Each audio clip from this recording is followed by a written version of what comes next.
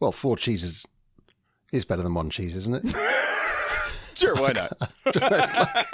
More cheese is never not better. That's true. Sometimes I'll get feta on it, so it's 5 cheese. Parmesan. Yeah, it now does we're depends 6. a little bit on what the cheeses are, I guess. But as a general rule, I've never felt that adding more cheese was a bad thing.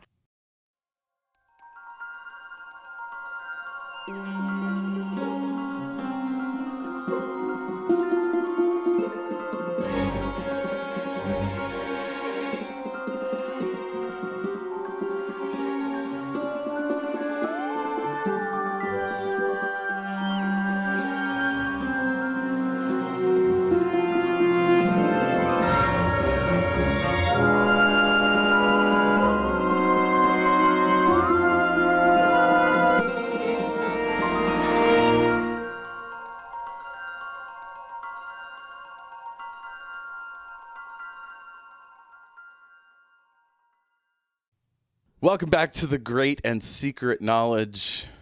I'm Jeff, and James, you're back. How have you been? I've been all right. I've been pretty busy, and lots still to do before I don't know what the deadline is before I eventually pass into the next life. Lots to fit in. I'm gonna work till I'm dead. It does feel a bit like that at the moment. Is it more the teaching or the artistry, music, that stuff? Oh, I've just not had a lot of time for the music. That's not entirely true. One of the things that I've done since we last spoke is I played the violin in a concert. I occasionally play with a local orchestra, and it was a really big program. Just like the what we were playing was really meaty stuff in a way that, because work is also pretty full on, I felt like I wasn't quite in the right place so we played Rachmaninoff's Second Symphony, which, if you know Rachmaninoff, you'll know that it's full of great tunes. Almost, some would say, too many great tunes. It's just like, here's another tune and another and another, and it just keeps going on as well. Structurally, it's huge, and it just keeps going. And the other big piece in that concert was Stenhammer's Second Piano Concerto, a work with which I imagine most people will not be familiar, and worth listening to, and a very impressive, like lots of fireworks, and an extraordinary piece in some ways, in that, unlike almost every other concerto, it's written deliberately with the orchestra kind of fighting the piano all the way through, like the two forces battling for supremacy, and sometimes the orchestra kind of deliberately playing stubbornly in a different key while the piano's off doing its own thing, and like, in terms of the timings, it feels like the two are running along completely different tracks at times. That's quite stressful to play though, and my God, there are a hell of a lot of notes to play. So I felt that was, when I play with this orchestra, it's meant to be my kind of downtime and a thing that I do to relax, and it was not a relaxing experience. It was a very intense experience. Is Rachmaninoff the one who wrote the song that's super difficult to play? Flight of the Bumblebee. No, that's Rimsky-Korsakov. Korsakov. Got it. Rachmaninoff is... Have you seen Shine? No. So there's a film called Shine, which I haven't seen either. So this is going to be a great discussion. Let's talk about stuff we have not even seen. But it's it for a while, on the back of that film, which is a biopic of a pianist, Rachmaninoff's third piano concerto is in that, kind of held up to be one of the most difficult pieces to play. And it's very florid. Rachmaninoff was a 20th century composer who was a romantic at heart, so it's not particularly modernistic. It's very tuneful, but it's also very showy, and it's always like the piano stuff especially is written for a virtuoso to dazzle an audience, and that's why it does feel a bit full on. Like, you know, it's very accessible and people love it, but it is a bit like having a pianist grab you by the throat and shout in your face for 2 hours. Good God. That is tough. I want to talk about this idea of dueling leads. In your case, it's what, violin and piano? Well, it's the whole orchestra versus the piano. So a concerto is kind of traditionally a soloist doing all the hard stuff and all the impressive stuff, accompanied by an orchestra. I guess as the 19th century wore on, the boat was pushed out more in terms of what the orchestra might handle, and it turned into more of a kind of a dialogue between the soloist and the orchestra. But even so, the orchestra's there to show off the soloist. So to play a piece where the orchestra seems to be constantly fighting the soloist is quite strange. So this gives me an excuse to talk about my favorite fantasy series, which is called The Legend of the Condor Heroes. And in that, there's a character who plays a musical instrument as an expression of his chi or like soul energy. That's probably not a good translation, but it's that sort of vibe. Yep. And then another guy plays I can't remember, it's some kind of stringed instrument. And they do battle, right? But it's not a fatal contest, but it could be, like, to a weaker person. And so they have their servants all wear earplugs, so, so they don't die in the middle of whatever they're doing.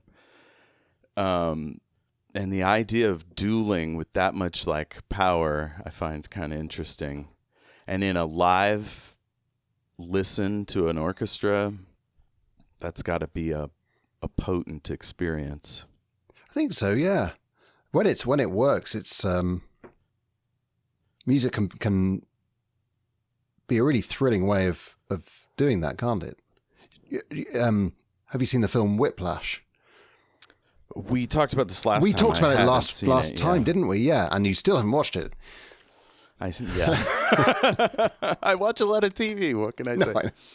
But that ends with a duel of sorts. But it's a drummer and a conductor, and it's about who's got control, and it's shot like an action sequence. It's shot like a car chase. It's extraordinary. I always thought being a conductor would be pretty awesome. Depends who you're conducting, I think. Conducting is a really strange profession, and there are stories. I mean, history is laced with stories of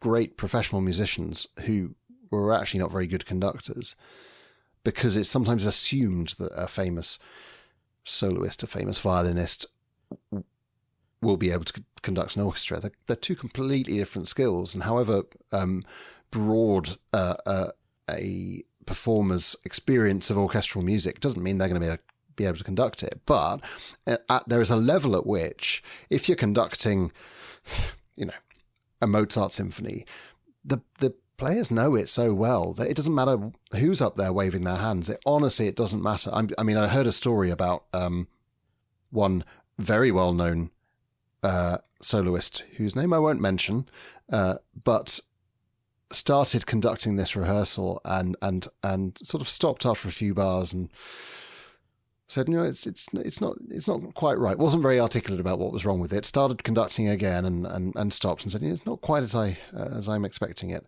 And finally, the leader of the orchestra, which is the violinist who sits at the front, stood up and said, Maestro, can I have just check the parts? Let's see what you're expecting to hear from us. Turned out this conductor had completely the wrong music in front of him. That's like movie level incompetence. Yeah, but you get the gig because you're a name. I mean, again, I'm not going to mention names, but there are some quite high profile musicians who are not actually very good at what they do. But I've always wanted to be an animator. Like, I studied it in college, and when voiceovers started being done by celebrities, like not just the lead parts, but all the way down the cast list. And I remember this happening with the dub of Princess Mononoke. And I was like, why is Claire Danes in here? Aren't all these people Japanese? And I was like, what's going on? But then you have to understand, I guess, the realities of business or whatever. Well, of course, you've got to sell tickets, you've got to sell recordings. My conducting experience is that I conduct my school orchestra, and that is really, really hard because I'm conducting children who are not experienced performers, who can't be necessarily relied on to count their bars of rest, to come in the right place as a professional would. And so purely through doing it, I'm not blowing my own trumpet here, it's just a thing that I've done every weekend for the last 13 years of my life.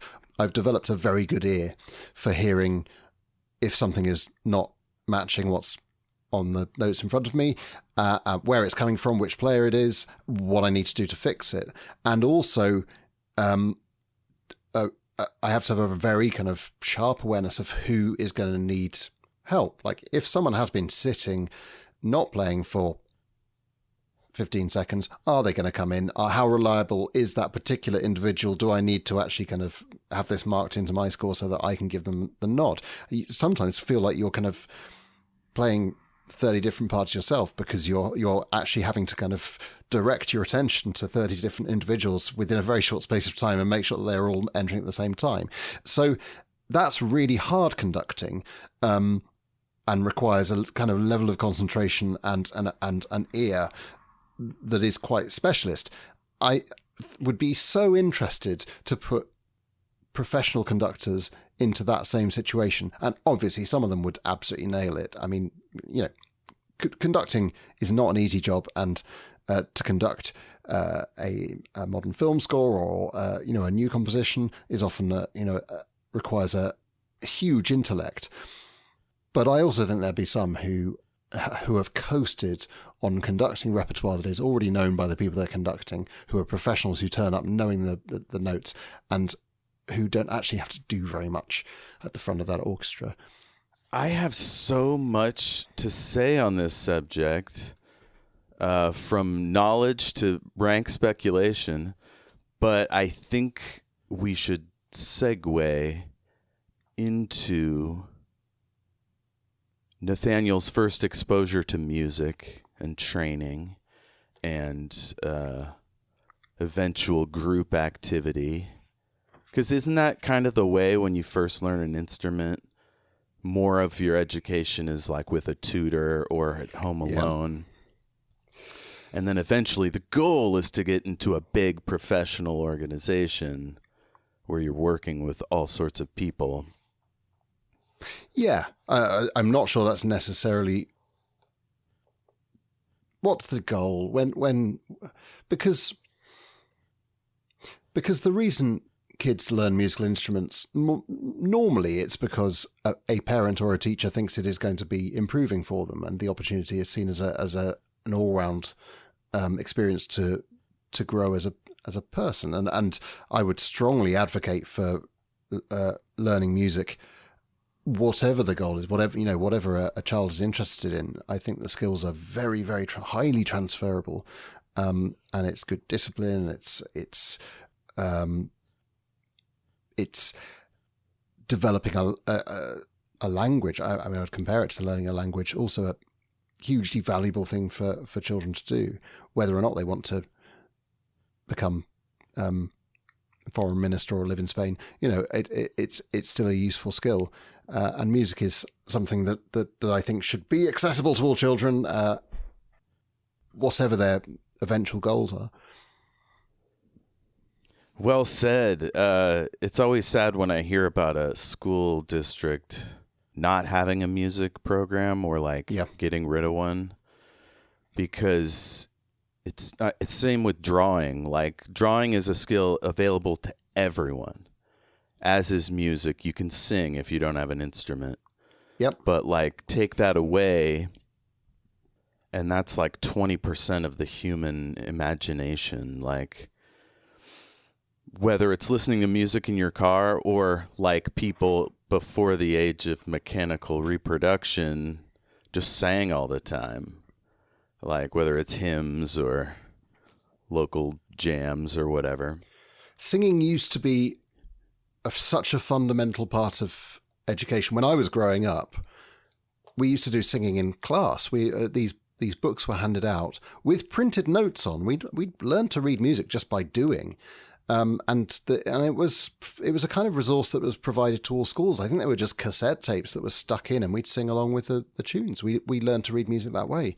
That doesn't seem to happen anymore. I mean, music has been neglected in this country, in the UK, certainly, really not valued at all. And I think the kind of fallout now we're going to see over the next 10, 20 years, because you rob people of those skills, and the net result is that people don't grow up with those skills, so there's no one to pass them on to the next generation. So you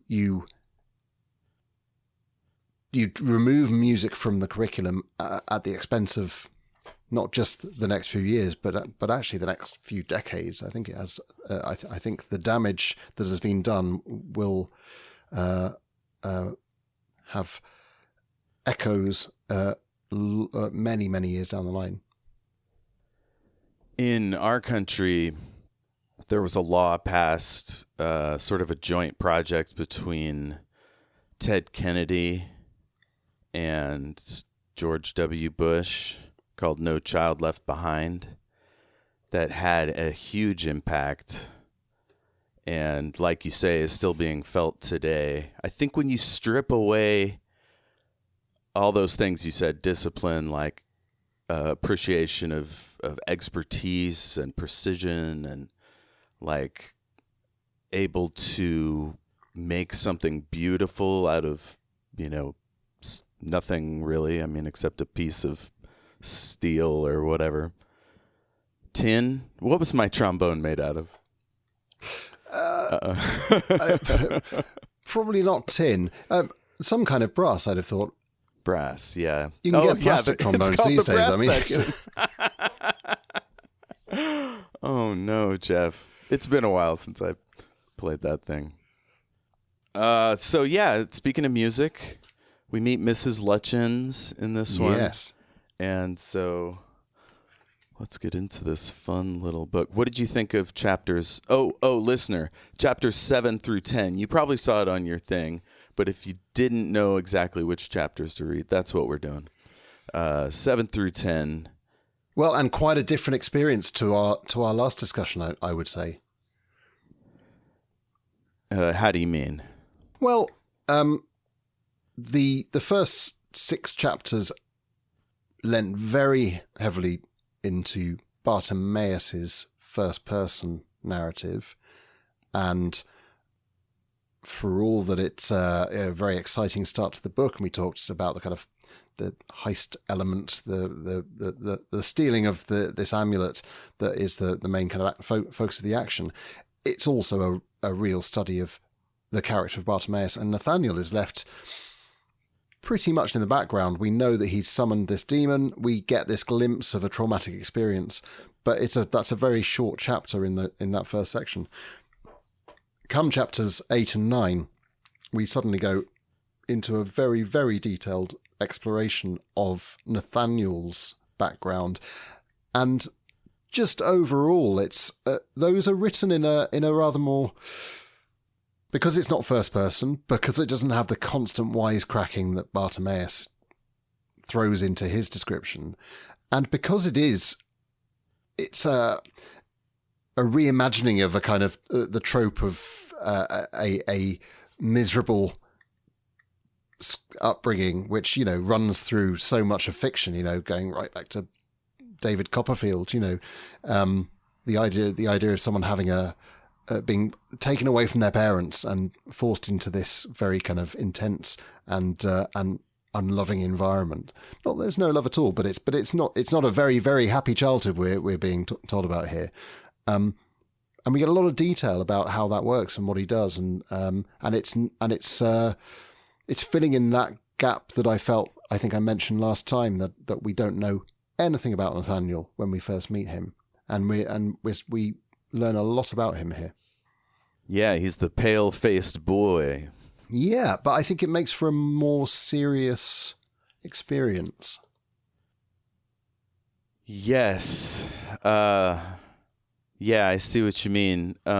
At least until we get to the one light in his life, Martha Underwood. Yes. So I can't wait to get to her. But let's start here in chapter 9. Bartimaeus has left Trafalgar Square. He's looking for a good place to hide. He kind of wants to throw away the amulet, but he can't without putting himself even more in Nathaniel's power. I guess if you disregard rules, they can hurt you easier or something. Yeah. He keeps coming back to this. It's not spelt out exactly what the power is that has been cast on him, but it's made clear that it's disobeying it will have negative consequences for him, and I love the tension that creates, because he's been tasked with something that, as we've seen previously, was a really tricky task to get hold of the thing, and then he's lumbered carrying this amulet that's straight away, it's like it's triggered alarms and people are pursuing him and chasing him, and he becomes a fugitive as a result. But it's obvious that is still the option he has, the path he has to take, not just ditching the amulet. Yeah, it sucks when you want something so bad and you just can't have it. Like, all this guy wants is to go back to his weird limbo state, or whatever his universe is. And instead he's feeling constant pain. The amulet sounds like it feels heavy, almost like it's dragging him down. Maybe because he was a bird, also, I don't know. It's also giving off some kind of it's like carrying around a thing with an alarm going off. It's giving off so much power. It's such a potent magical object that actually hiding it is almost feels like an impossible task in itself. Oh man, it's like having a hot car in a thief movie. Yes. Or like money that's been marked or has a tracker. Something like that, yeah. Yeah. Mm. Yeah, and it limits the places he can hide. It has to be near other sources of magic. That's right. So we talked about that last time. That's why Trafalgar Square is such a good place to hide. But it turns out Trafalgar Square comes with its own difficulties. Yeah, nasty urchins. Nasty urchins. So we get his second footnote here. Because a master forcing his jinn to attack another resulted in this massive explosion in Baghdad, now magicians choose not to pit jinn directly against each other. Yeah, and he adds that for our part we learn to avoid conflicts on principle. As a result, loyalties amongst us are temporary and liable to shift. Friendship is essentially a matter of strategy, which casts some light on the exchanges with the other jinn that he met in the previous chapters, where they have ended up circumstantially on different sides in this particular tussle. It's so sad. Friendship is just a matter of strategy. Ugh. There are strata of society where that's true, though, aren't there? It must be a bit like being a politician, you know. I was thinking that, but then I was like, but they also have like wives and kids and, churches and, there's like more going on to their lives. Sometimes, I mean, I'm talking about a particular type of career politician here, but sometimes it feels like the wives and churches are part of the strategy as well. One could speculate, and one meaning me has publicly already, but maybe I shouldn't. But George W. Bush never really quit drinking, and he never really repented. He was a very bad person that lied us into a war that cost trillions and traumatized tons of soldiers and the people whose lives they disrupted then and now. But, church was a strategy. And, the happy marriage. Historically, the Republican Party have realized what a good thing they're onto courting the church, haven't they? I don't think it's overly cynical to see it as a purely political decision that's been taken. There's a maxim in this country that conservatives are immune to hypocrisy. That it just doesn't exist. Only people on the left or their enemies generally can be blamed for hypocrisy. Cognitive dissonance is like their version of oxygen and nitrogen. Yep. So, London. Okay, cities get me down, almost as if I am underground. London is particularly bad. Cold, gray, heavy with odors and rain. It makes me long for the south, for the deserts and the blank blue sky. So here we have just straight up poetry from Bartimaeus about, his homeland, presumably, or at least the place he I don't think he has a homeland, does he? I mean, it's implied that the demons have they don't occupy our reality. Right. It's more like they're not corporal unless they are called into being, but he clearly has an affection for warmer climes.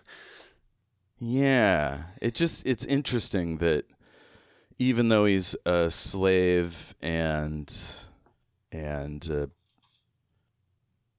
not permitted to have a life, really, there are just some things he enjoys more than others. Yeah. Which seems logical. You live in London, right? Or near it? Yes. Does this description seem accurate? Yeah, kind of, yeah.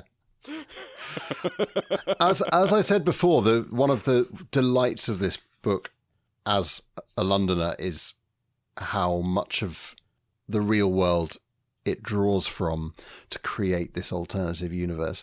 And the London that is described is pretty similar to the one that you would experience if you came and visited London.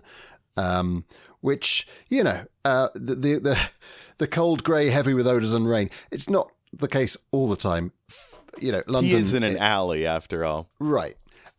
But it does rain a lot in this country. So, and more often than, I remember, I didn't grow up that near London. I remember a trip to London used to be a very exciting thing. But I do remember a trip to London where it was absolutely sheeting down with rain, and I was drenched, but so excited to be in London that I really wanted to walk up to Trafalgar Square and the my friend's parent, who I was walking with, kind of eventually said, "Yeah, I think we're going to need to find an underground station nearby." And I was so disappointed. And I guess one thing I would say is that is exactly what he's talking about. Cities get me down almost as if I am underground, like you were forced underground. But London is kind of, damp and dreary, and it's sure as hell smells in places as well. It's a crowded city. It's got all the problems that come with that. But I think there are places that need to be seen in the sunshine. There are towns in this country that are rubbish if you see them in the rain. Cambridge, don't go to Cambridge in the rain. Go to Cambridge when it's bright sunshine or frosty and snowing. One of those. Cambridge in the rain is horrid. London in the rain is atmospheric. The city kind of is. It comes alive whatever the weather you see it in, because it kind of, there's something about there's something about London in the rain that evokes the history that the city is steeped in. You know, the layers that you're walking around include kind of bits that are 400 years old and bits that are 200 years old. And if you walk through London in the rain, you could well be in a costume drama of, set in any one of those times. And it doesn't need to be seen in great weather. So what I'm saying there is, I recognize the description. There is something about this description that is the thing that I love about London, which is that it absolutely reeks with atmosphere, whatever the weather. Heck yeah. So Bartimaeus finds a dry alcove and takes a seat. Then he ponders the situation. At dawn, I would hand over the amulet and escape this sorry mess for good. Except for my business with the boy. He'd pay for it. Big time. You didn't reduce Bartimaeus of Uruk to dossing in a West End back alley and expect to get away with it. First, I'd find out his name, then booted feet show up at the end of the alley. He wonders who it is, if the police sniffed him out or the orbs found him. It's the kids from Trafalgar Square! It's the kids. It's the urchins. Nasty urchins. 5 boys, 1 girl with a command authority. She wears a black leather jacket and flared pants. For some reason, I missed that the first time, and I just pictured her as the red-coated girl from Schindler's List. For some reason, that coat at least. I hadn't quite clocked the flared trousers, but he says there was enough spare material there to make a second pair for a midget. He's quite specific about the flares, isn't he? Yeah. Yeah, like in the 90s, women would, or at least girls at my school, would sew like big sort of floral kind of dress drape off to one side of their jeans to have a what do you call it? Like a hippie bell bottom look. Oh yeah. Yeah. Which was cute, but I mean, how flared are these pants? It sounds like they're ridiculous, like some Wizard of Oz shit going on. I love that though, because kids do wear ridiculous clothes. I mean, I love that we seem to live in a time when actually the more ridiculous an individual your clothes are, the cooler it is. You know, the one thing that's not approved of is conformity. Which when I was growing up, if you didn't wear the right clothes, you were definitely not with the in crowd. That seems to have changed now, and kind of doing interesting stuff with your clothes seems to be the right way forward. I'm happy to hear that. I was always impressed by the kids that were willing to like fancy up their outfits at school. I never could. I felt like it was safer to signal which clique you were in by your attire. Yeah, well, that's and that probably is the experience of most kids still. I mean, I also am aware that London is an extraordinarily cosmopolitan place, and if you're going to find kids dressing in weird and individual ways, it's probably more likely to happen in London than anywhere else in the country. But I guess the thing that I do remember about being a child, or certainly a teenager, was that the people who seemed just sort of effortlessly cool were the ones who didn't give a shit anyway. They would wear whatever they wanted. We had a guy that worked at the Tux shop, Mr. Tux, and he would wear a different tuxedo. Like, I can't remember if it was every day, or I think maybe it was every Friday. And I always thought, like, wow, this guy has no shame or reticence about just saying, like, this is it. I'm a salesman. Check me out. Or the kids that came in costume. Yeah. Yeah. It takes a certain confidence, doesn't it? And that's why people who can do it place themselves automatically on a different strata. Yeah, and that's probably why I wear, like, printed tees and hoodies to this day. I'm not ready to be noticed. Let's see. That's enough about her fashion. The kids, but I do think that I think there's something really skillful in the way these kids are described. It's quite specific, and you straight away are picturing a motley crew, and I love this striking image of these kind of big, loutish looking boys in jeans and leathers, but led by this girl who's just, got something else about her. She's got these flared trousers, and the image is a strong one, and the way he describes them is very subtly unnerving as well. He makes it clear just how the silence. He talks about how unnaturally silent they are, and the overall impression is of something that's really quite scary.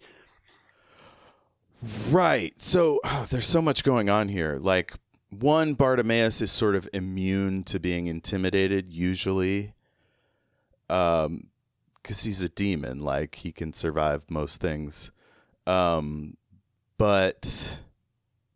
these kids they're tapping into like these primal fears, like, a bunch of juveniles, like, in a menacing manner coming around me.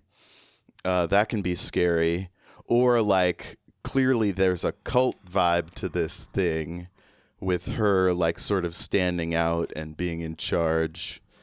Those are scary, like, somebody wanting to take your stuff as well. That's already scary. But if it was just a bunch of thieves, that would be a scary image, but it'd be quite a down to earth one. And what he manages to do is to take that and make it unnatural, and that's even scarier. And I think there's a real confidence in writing something that is beyond the understanding of the demon who's narrating the story. This early on, he's still establishing the rules of this universe and the rules of the magical realm that the demons dwell in, and yet he's introducing something that it seems to be outside of that as well. That's very confident writing to say, yeah, I'm still telling you the rules, but I can introduce something else as well. This other mystery. This reminds me of a thing they'll do in Doctor Who a lot, which is the Doctor is shown to be confident and on top of whatever's going on. And then when he is surprised, stunned, shocked, horrified, you're like, oh, this must be somebody doing something incredibly awful, or just somebody who's like a mass murderer or, a dictator or something, where he's like, I can't possibly talk to this person. And that's the viewer is instantly like, oh, if he's afraid he can't handle it, I'm going to freak out, right? Like Sutek or it's Omega or whatever. In the classic series, it's your like episode 3 cliffhanger moment where even the Doctor is scared. The Doctor's miscalculated. He's gone through the third episode of the story, radiating the confidence of someone who's going to clear up the story, and then it gets worse. Very cool.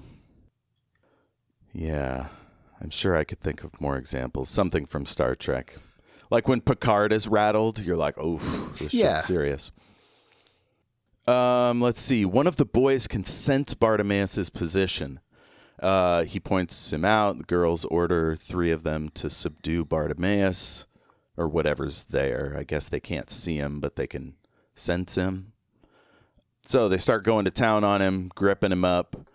Bartis tries, I think, a mini detonation or some kind of sonic version of it or whatever, but it doesn't hurt anyone. Right. So he, again, we see him out of his depth here. He thinks he's going to...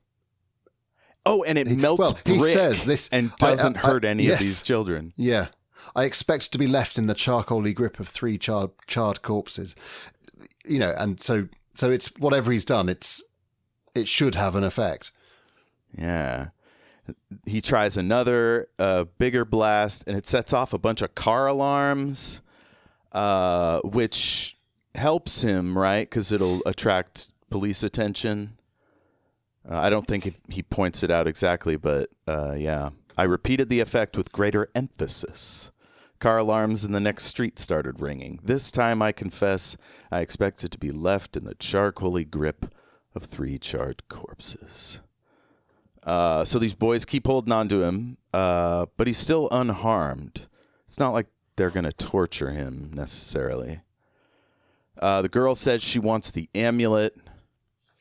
Bartimaeus guesses she's 13 with a strong, authoritative voice.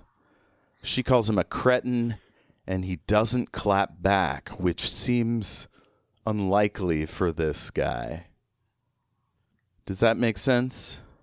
Yeah, it does. I may be using some future knowledge here, but it seems like they're setting up that she is somebody that you just instantly respect. Sort of like the doctor. Like you're like, oh, this person can handle themselves and other people. But also I think he's really rattled by her. At this stage, he is in a situation he hadn't expected to be in. Yeah. And he's at their power in some way. You don't really know who I am, do you? I made it sound damn casual with a side helping of menace. You're not a magician. Too right, I'm not. So he starts to flex his mighty voice. And she's like, would a magician do so well against your wickedness? She had a point there. I love their banter. Magicians would stay away, and if they didn't, they'd need imps and jinn to defeat him. That is a clever piece of writing as well, that he has established that magicians actually have no power of their own. Their power is vested in the magical beings they are able to command. So this is really interesting because whatever the power is he's facing here, it's a completely different type of power. This is fundamental. This is the sign of an exploitative system. Is you wouldn't go to all this trouble to enslave someone unless it was critically vital to your economic interest. And in this world, not just money, but like supernatural power. Yeah. And political muscle as well. I like the contempt this girl has for magicians as well. The very suggestion, she kind of laughs off. Whatever it is she is, the idea of magicians she thinks is completely beneath her. Yeah, I feel like Bartimaeus doesn't drill down on that bit, but I feel like that isn't that notable, or has he just come across people that hate magicians everywhere he goes? No, I don't know. I think, but you get the sense that he's trying to find out who these people are, but he knows that he can't ask outright, so he's probing. He's trying different tacks of asking questions. He's also in some kind of danger. It would now appear. So at this point, I was thinking, oh man, the writer has really put him in a bind here, and then he proves that he's been dealing with humans for 5,000 years or whatever, and he knows how to manipulate them. Yeah. He offers to assist her. And it made me think of Jesus being tempted by the devil. Yes. Yeah. Well, that's all part of the language, isn't it? Yeah. It's part of our understanding of demons is kind of informed by that. That's a great point. Yeah. So much of our understanding of demons in the Christian and Jewish traditions are like go back to the beginning, or in a sense. I don't know. I feel like demons are different from culture to culture, but they have a lot of similarities. The idea of the demon being a trickster, is that a thing that runs through every culture? Certainly ingrained in the Jewish and Christian traditions is the idea that they cannot be trusted, that demons are automatically dishonest. That's interesting. Yeah, in some cultures, I mentioned Princess Mononoke earlier, and I believe in that story there's some kind of link between spirits and humans. Like, is that the story I'm thinking of? It might be a different story by, what's that guy's name? Hideyori Mura. Oh, shit. It's not a text I'm familiar with, actually. Oh, okay. Ponyo. Well, all of the pilot, Studio Ghibli whatever. stuff. Yeah. What's the one, the cast? No, it's like a wizard's house that travels to 4 different locations. Is that Howl's Moving Castle? Howl's Moving Castle. Yeah, he has a great version of that. Listeners going crazy. Oh yeah, no, please. But anyway, in a story like that, or that story, there's like they work together. Or in the compass, the golden compass, almost all the people have an animal familiar that works with them. Yeah. And that guy's an atheist, so I don't know if he was tying to a particular culture or not. Yeah, it's really interesting. Yeah, no, that's a complex one to unpack, but it seems to me that he very deliberately takes something, because the church in those books is the enemy. He takes the name demon, and he deliberately makes the demon a natural thing, a thing that is connected to human beings and that shouldn't be denied, and portrays the church as suspicious of a thing that ought to be acknowledged, a thing that is a part of humanness. I love it. I mean, in the United States or whatever, like Looney Tunes, there's an angel and a devil. He sort of like smushed them together. I love the way demons work in the Dark Tower. They're just these like ancient, angry spirits that don't really have any power unless they're manipulating humans. In some Christian traditions, they're all sort of ruled by the devil.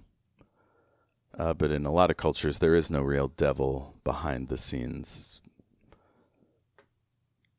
There certainly doesn't seem to be in this book. No, it doesn't seem to be so specifically from that kind of the Miltonian convention of demons all being the fallen.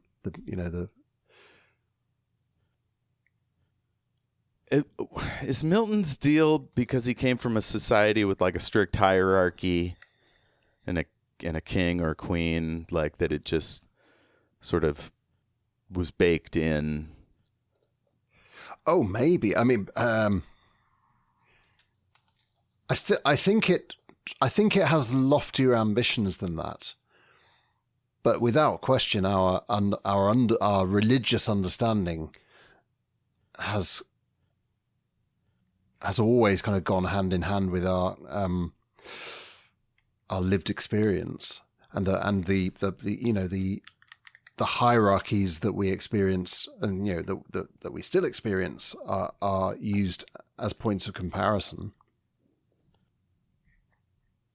Yeah, very interesting. I know I've always been skeptical of religion and always thought like it was mostly cultural traditions sort of like carved into a wall or like a fossil, and it really doesn't have any metaphysical power. It's just sort of cultural wind. But then I write fantasy and I have to come up with a system that's like, I have demons, but they're called something else, and there is no like overriding monster. It's a lot like this, in fact. Yeah. That's fun. Let's see. To my disappointment, the girl clamped her hands over her ears. "Don't give me your weasel words, demon," she said. "I won't be tempted." He explains that he could bring the night police down on them, which unsettles her. And he says, "Don't be naive," I said. "Think about it. You're trying to rob me of a very powerful object. It belongs to a terrible magician. If you so much as touch it, he'll find you and nail your skin to his door." So he's getting to her, making her reconsider. And still, it's like her defining characteristic is her determination, her conviction and grit. Again, I'm probably prophesying stuff I know about later in the book, but it seems fundamental. So he turns into a Nile crocodile, tries to shake off the boys, whacks a couple of them with his tail. And then one of the other guys throws a silver object at him. So he turns into a fox, slips away, and the object buried itself into the wall. So I'm like, what is that? Is that a magic weapon? Like a dart or a throwing star? A missile of flashing silver. It could just be a knife, though, couldn't it? Oh, yeah. Do you think silver hurts demons more than steel? Maybe. That's interesting. So anyway, he turns into a fox, slips out of their grasp. Yeah, I mean, it's not very specific, is it? I think I was just automatically picturing a knife, but he says it's something shiny is withdrawn from a jacket, so kind of in keeping with the image of these thugs. Yeah, a silver switchblade. So, he runs away, jumps into a bin. He narrowly avoids police that are, I presume, going towards the disturbance. There's some commotion out there, and he just waits in this bin listening. And that's it for chapter 7. Let's take a quick break. I'm going to get some tea. Heading into chapter 8, I think. That's right. We're getting into Nathaniel. Did you have anything else on chapter 7? No, it's another thrilling chapter, isn't it? It's a lot going on. Yeah. I was so relieved that Bartimaeus got away. Yeah. It's wild for this. I mean, he's not really a villain per se. He's a slave. Well, he's our main identification figure in this, at least up until this point. Yeah. Yeah, we haven't seen him be malicious to his own people, which is a good sign. Well, and everything he's done has been justified. I mean, even when he talks about turning people to charcoal, he makes the point that he doesn't get any particular pleasure out of being violent, although, you know, the odd act of revenge is kind of okay. That's fun. So, chapter 8, it's back to the third person, about the boy. We learn about Nathaniel's master, Arthur Underwood, and his wife. They've got a tall Georgian house in Highgate. A couple questions there. What's a Georgian house, and where's Highgate? Okay, so Highgate is in North London. It's quite a historically interesting place, and it's the home of Highgate Cemetery, which is London's most famous historical cemetery in there, and Karl Marx is buried there, and Douglas Adams is buried there, and it's got one half which is kind of open to the public, and it's got the other half which you've got to pay to get into, which I've never been to. It's on my list of things to visit. There are lots of them in London, and that's more kind of the Gothic, the big Gothic tombs and family burial sites, and it's meant to be very atmospheric. So Highgate comes with connotations of, I guess, historical and supernatural. And a Georgian house would be a house built during the Georgian period. And that is where my knowledge of architecture peters out. Late 1700s, early 1800s? Yeah. So, I mean, it's quite, I mean, like I say, London is just layer upon layer upon layer of different historical periods. There are towns in this country that are known for their Georgian architecture. I guess something like Bath would be a famous example of this Regency kind of style. Cool. I'll look up Bath after this.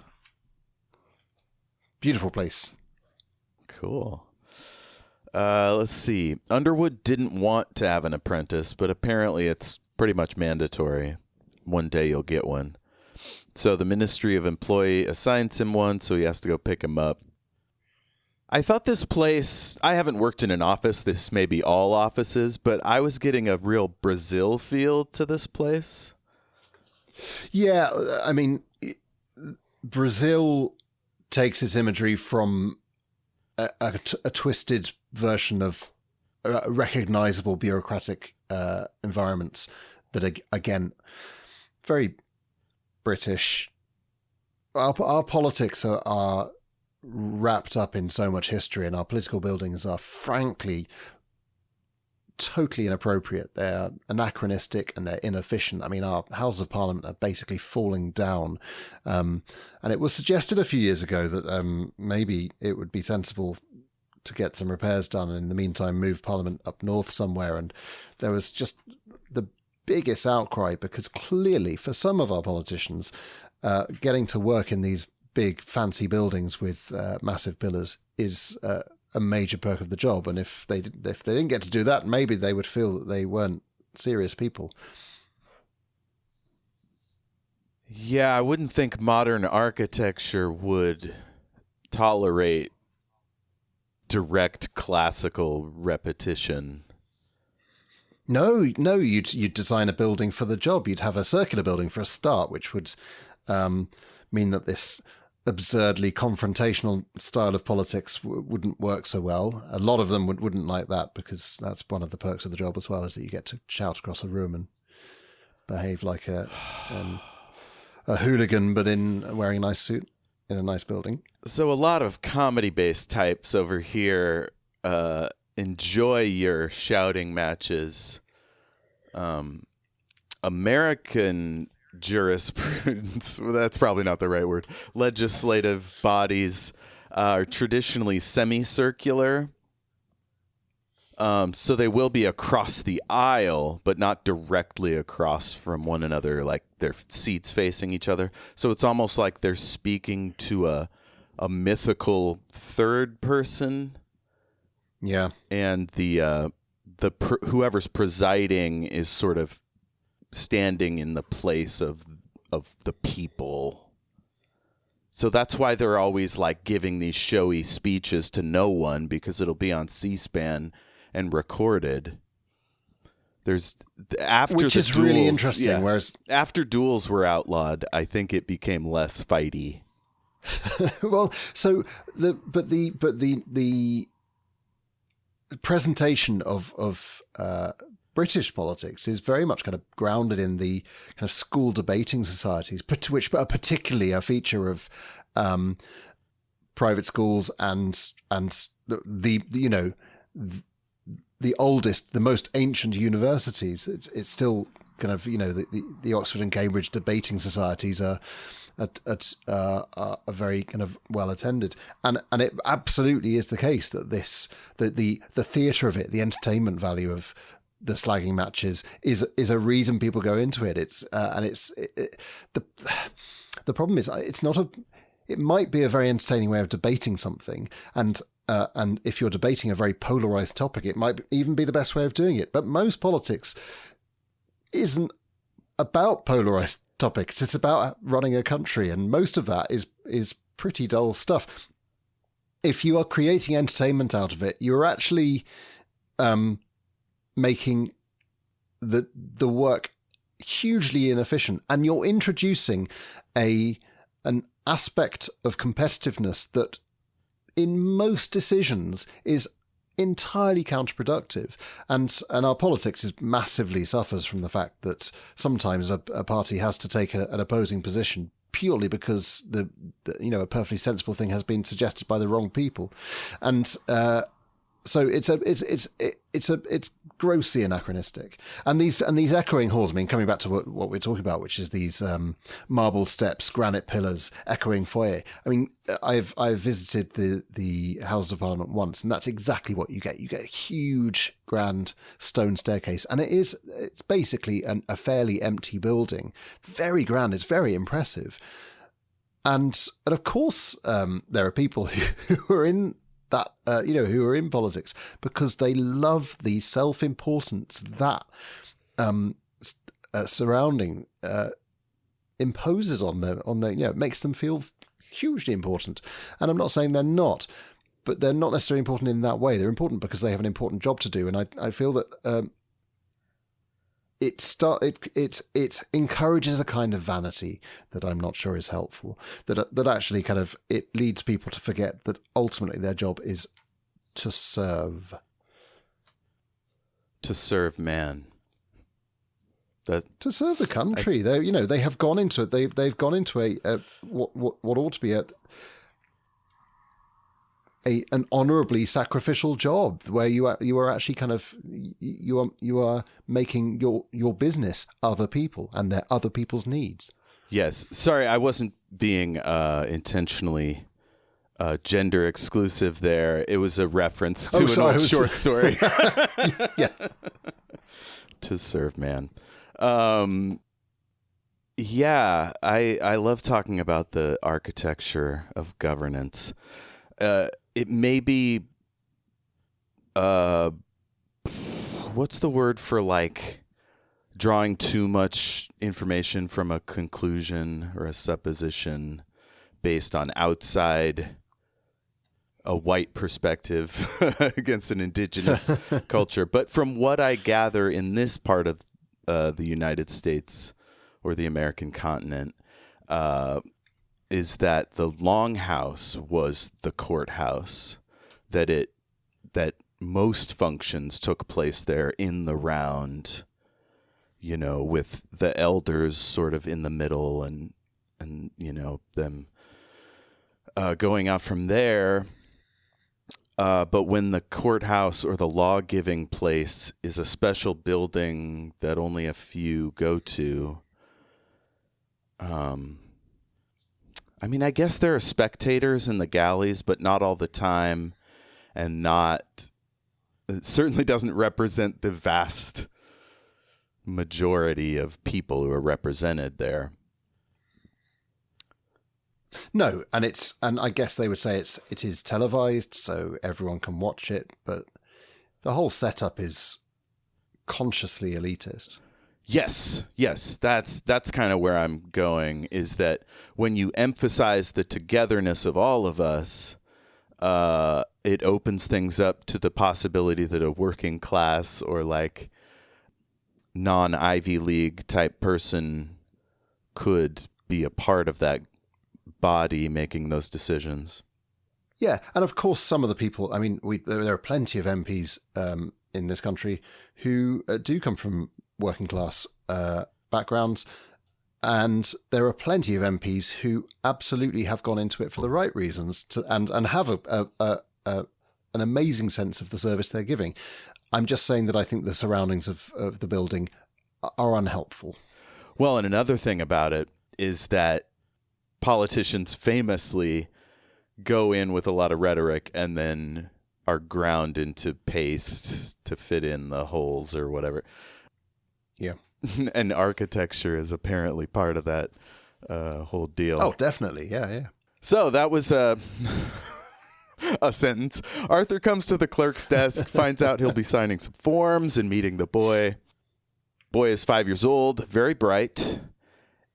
And there was a phrase in here I just didn't recognize, so I was going to ask if you'd seen it before. A wadge of paper? Yeah. A wadge. We're picturing a fairly thick pile of paper, and the word wadge suggests that it's maybe not the tidiest pile either. Interesting. I wonder why we don't have Wadge over here. That makes me sad. Wadge is a brilliant word. I mean, there's ream, but that suggests all the same type of ream paper. Suggests something quite tidy, though. That's a tidy, ream is exactly. is a pile of paper as it would be delivered, whereas a wadge, I would say, is like the pile of manuscript paper on my desk of previous compositions and sketches. That's a wadge. Yeah. Does it suggest irregular sizes or thicknesses or whatever? Could suggest that, yeah. A wadge. Listener, let's bring that over to here. Me, I don't know what the dictionary definition is, but the word wadge suggests to me something that would sit quite nicely in an open hand. A thick sheaf, untidy sheaf. An untidy sheaf. So we'll have two words. You have the one word. I'm telling you, listener, spread that wadge. So it turns out if everyone listening can use the word wadge in at least 3 exchanges per week, we can get this word to take off over there. That's right. That's right. So it turns out Nathaniel's parents bolted. They barely said anything. His birth records will be destroyed, and we get our first glimpse of the boy, Nathaniel. I mean, we sort of glimpsed him before, but it was sort of nebulous. He passed down a series of silent corridors and through a heavy paneled door to a brightly painted room that had been filled with toys for the entertainment of unhappy children. There, between a grimacing rocking horse and a plastic wizard doll wearing a comedy conical hat, he found a small, pale-faced boy. It had been crying in the recent past, but had now fortunately desisted.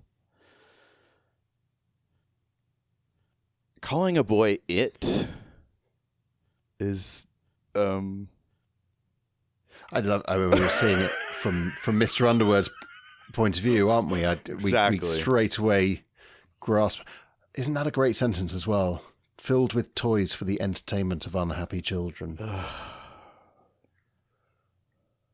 That's anything institutional, really, like a hospital or a mental ward or a juvenile detention center.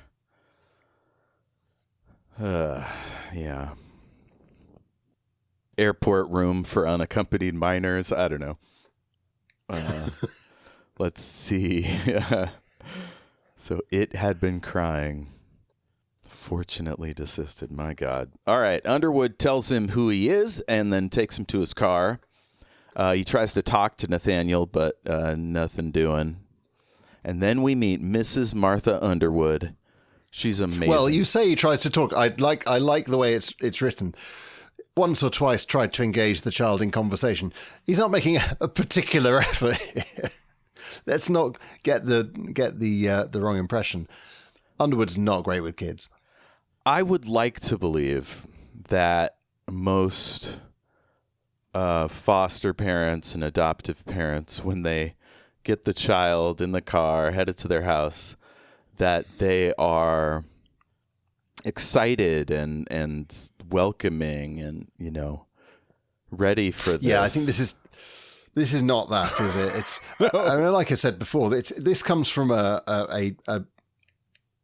long history of literature in which children are either forcibly removed from their parents, or their parents die, or their parents are forced to sell them because they're poor. The sort of historical fiction that deals with the treatment of children in, I was going to say, in unhappier times. I'm very well aware that there are still parts of the world where children are treated horrendously, and that we are not immune from that as a society either.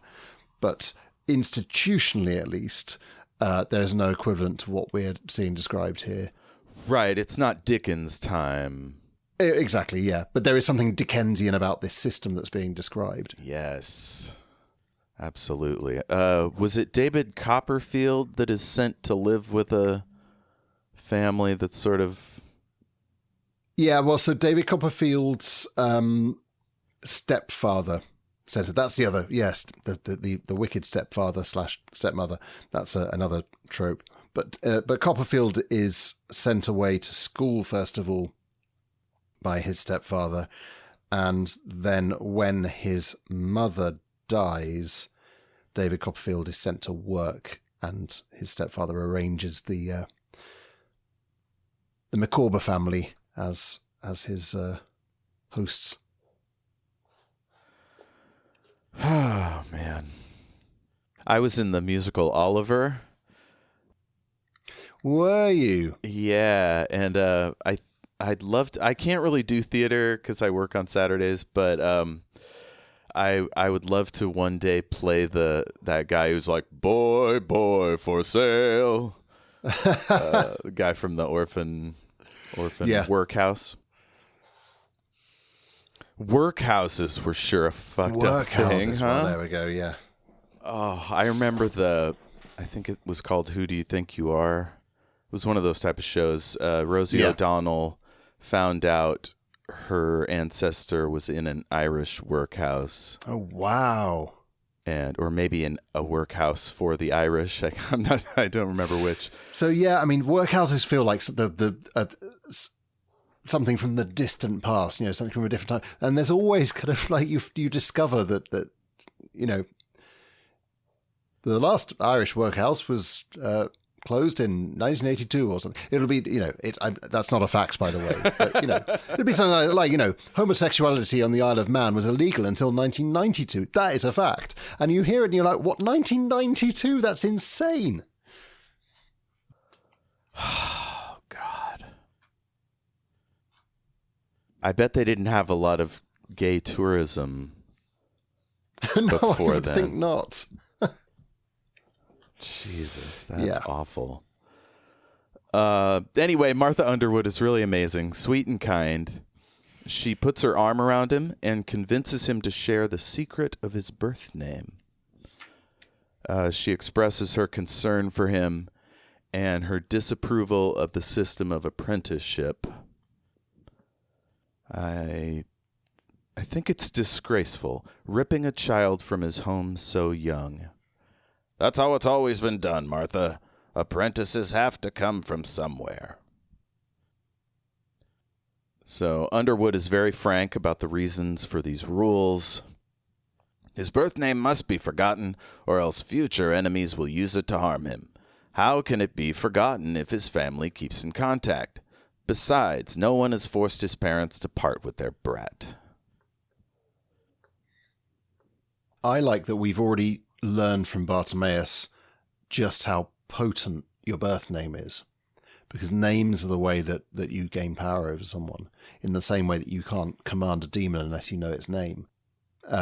So, although it seems like a lovely, homely thing that's happening where Martha is using Nathaniel's real name, there's this frisson of, he shouldn't have told her his name. She's putting him at risk, and by extension, herself and her husband. So that's dangerous. I really get this sense of like long-suffering wife that tolerates her husband's bullshit, but finds little ways to like undermine his authority. This is a somewhat common situation in literature, but I've also seen it just in real life. My dad is kind of like that. Go ahead. No, we don't get a massive glimpse into how the Underwood's marriage works, but it seems to be a marriage of convenience, at least by this stage. Yeah. It sounds like if apprentices make it, they get to work for the government at some point after age 12 and getting their official That's definitely name. set up here as kind of the goal, isn't it? Like, if you are really good, if you work hard, if you become an absolute master of magic, then you get to go into politics. Indeed. Is there any analog for that in our world? Is it like the Ivy League, or what do you call your fancy schools? We don't really have a name like Ivy League. We just call them fancy schools. Like fancy dress. Many of the fancy schools do actually come with fancy dress as well. I guess the analog is kind of working hard at school and getting a place at university to read law. Yeah, it's there's no exact analog because, of course, we're talking about kind of individual children being kind of taken specifically to train up in the art of magic. But in the kind of the aspect of it that is exclusive, and the idea that politics is kind of the top goal, there is a kind of an analog there, which is, it's for whatever reason. Well, because for all the reasons I already mentioned, because of the big buildings and the fancy clothes and the glamour, the supposed glamour of politics, it is seen still as a desirable and hierarchically kind of high up job to aim for. Yeah, interesting. Let's see. Martha wishes they could have a child. It's best I can figure from what she's saying. Yeah. And then he's like, something happened in Italy when they let magicians have kids. He says something about family dynasties. I'm wondering if that's a reference to the Medicis. Possibly. Well, yeah. I mean, I love the vagueness of it. He talks about competing dynasties and family alliances and blood feuds, and just says, "See what's happened in Italy." Well, you can well imagine that in this world, Italy would be absolute carnage. I mean, the Black Hand in Sicily with magic, like yeah. The Vatican, good grief. The Vatican, can you imagine? God, Florence is just a bombed out ruin. Someone needs to pitch this as a series. The Medicis, but with magic. Yes. I like that. Let's see what's next here. Nathaniel's bedroom is in the attic, and it's a tall house. It's like 4 stories. He can see London out his window, like a big horizon. It says the Docklands horizon. Does your marina point west or something? Or no, he doesn't say sunset, does he? No. The Docklands has quite a recognizable profile, I guess, because it's where the tall buildings are. Oh, okay. It's like your skyline. You can see it from Highgate. I mean, Highgate is on a hill, so you can look down and you can look over London, and I guess the Docklands would be one of the particularly recognizable parts of that silhouette. Cool. He can see the Crystal Palace radio mast on a good day. So that's a very cool detail. So the Crystal Palace was taken apart? Is that right? No, it burned down. Burned down. Yeah. So you can see photos of it. Crystal Palace was built for an exhibition, and it was a huge and impressive palace covered in glass, very expensive building. And I guess the kind of the equivalent surviving example is Alexandra Palace on the opposite end of London, and that's a pretty impressive building as well, and has a TV. Alexandra Palace is where they used to broadcast live television from, so it has that history. So I love that in this alternate London, Crystal Palace has survived and has its aerial. That's exciting. Very cool. I like alternative history stuff. As long as it's not too dark. I don't know if you've read Man in the High Castle. I haven't, though it looks interesting. The book is short. It's Philip K. Dick. It just zips along. Oh, it's a brief one.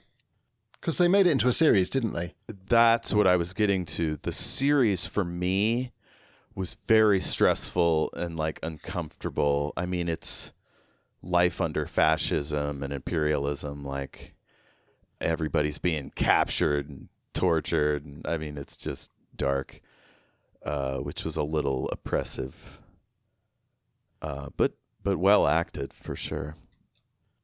Let's see. Martha puts fresh flowers on his desk every week, And I just thought that was so nice. Yeah. She often uses Nathaniel's birth name despite Arthur's disapproval. Again, it's lovely, but it's dangerous. Every time you read that, you're thinking, "Oh shit, that's gonna come back to bite him." If Bartimaeus overhears this shit, he's in deep doo-doo. Yeah. So she refuses to be moved. Who's going to notice? She protested. No one. It gives the poor lad comfort. So other people call him Underwood, and Arthur just calls him Boy. Nathaniel is devoted to her. She gave him a painting of boats, which goes on the wall. And I just thought, this woman is extraordinary. I don't... It's a very touching picture painted of a woman who wants to have children and has a child now to look after and is doing everything she can to make this not very homely home comforting. Yeah, it's lovely. All right. And then she gives this speech that I was like, I've mentioned on the show before that I have a difficult thing with my mom. And so things like this just like get me good. You're to be a magician, Nathaniel, she said, and that is the greatest privilege that any boy or girl could have. Your parents have made the ultimate sacrifice by giving you up for this noble destiny. No, don't cry, dear. So in turn, you must be strong, strive as hard as you can, and learn everything your tutors ask of you. By doing that, you will honor both your parents and yourself. Honor is a huge thing for magicians, apparently. But yeah, I would have loved to hear a speech like that from Mom. Well. Instead, it was all just implied. Achieve or receive my disinterest. Let's see. Most magicians work at Whitehall, and she expects that he will too. He's determined to make her proud and make it to the government. He eventually stops thinking of his parents and accepts his life with the Underwoods. Next, we hear about the mouth not toes story, which is kind of fun. Like, just, I mean, when I was a kid, 5, 6 or whatever, I was running into walls for sure. Yes, so she's leaving tea just outside his door, and mouth not toes. Don't walk into this cup of tea. So he keeps himself looking neat and tidy. He's got a pale face, and Martha helps him with his homework, which was fun. He's learning geography. She explains why it's important. She tells him about the jinn and Azerbaijan at one point. And these are for reasons that are not made explicit. These are clearly important places for the research of spirits. And that's right. Just the economy of this language, like it's setting us up for stuff in the future, building out the lore. It's really nice. We meet Walter Purcell, his non-magical teacher. The guy wears horrible ties. He's twitchy, honest, and snippy, but not abusive necessarily. Yeah. He does this teacher? Did you have any teachers like this? Oh yeah. No, I you know, and Nathaniel's clearly a pretty good pupil, but Mr. Purcell is he's described as tending to snap tetchily at his mistakes, yipping like a small dog. That's a very economical way of immediately kind of describing the kind of teacher he is. I could see him being like a campy performance. Yeah. He explains why we need a government, protection in a time of war. Though it sounded to me, I don't know what you know, but it sounded like they're kind of whipping the Czechs' butt. Like they're way off in the east. But I don't know, maybe it's more like the Soviet Union and Europe, Western Europe. It's not specific, but there is talk of the empire, isn't there? And again, this would appear to be an alternative version of Britain, where there is still a substantial empire, and it's been held on to using magic. Yeah. In other words, the kind of oppression which is the reason this country used to have an empire in the first place. Indeed. And then it's almost like Britain in the position of Napoleon, like having power all over the continent. Let's see. All that stands between... if magicians weren't in charge, it would be up to the commoners. All that stands between us and our anarchy is our leaders. This is what you should aspire to, boy. To be a part of the government and rule honorably. Remember that. Speaking of honor, he goes on, honor is the most important quality for a magician, Mr. Purcell went on. He or she has great power and must use it with discretion. In the past, rogue magicians have attempted to overthrow the state. They have always been defeated. Why? Because true magicians fight with virtue and justice on their side. Aaron Sorkin much? Like, this is bootlicker technology that we have perfected in the United States. Bootlicking and propaganda, and completely at odds with what we've already learned about the magicians that we've seen. Just ordinary working people idolizing their masters just makes me sick.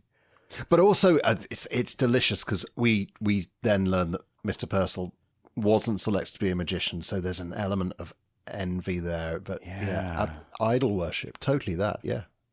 There is a system in this country whereby disenfranchised or marginalized people can get into the upper class, supposedly through business, but that's almost never the case.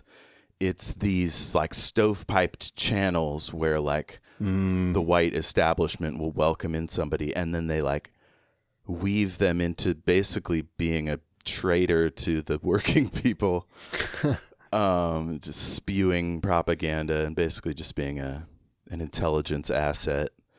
It's really frustrating, but that's just a thing that happens, whether you're white or black or whatnot. If you're poor, they can use you. Or if you started it in meager means like our boy Nathaniel here. Let's see. He learns to swim, and the boys have to, or the kids have to be super swimmers for stamina, standing in circles and controlling demons. So by the age of 8, he's being avoided and left alone. That sounded pretty great. That was not my experience. I mean, I guess it wasn't too bad at 8. It got worse later. So he has a music teacher, Mr. Syndra, who seems pretty unpleasant. He gets super angry. I thought the music teacher was Ms. Lutchins. It's Mr. Syndra. So he's just this real head case hothead. But he teaches us that music is used in summoning. And so all the way back to our talks of music duels, I thought this was really interesting that they had to learn a skill that, like, imagine Jerry Lee Lewis, like, playing the piano to control a demon.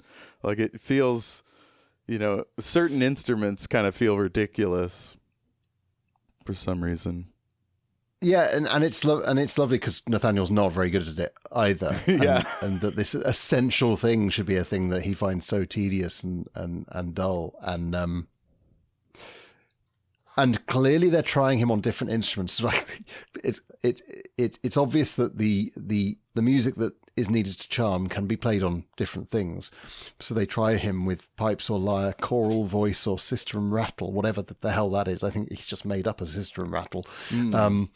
But it's just lovely, this idea. We've got to find it. I mean, this is my job. We've got to find an instrument that works for this child. Yeah.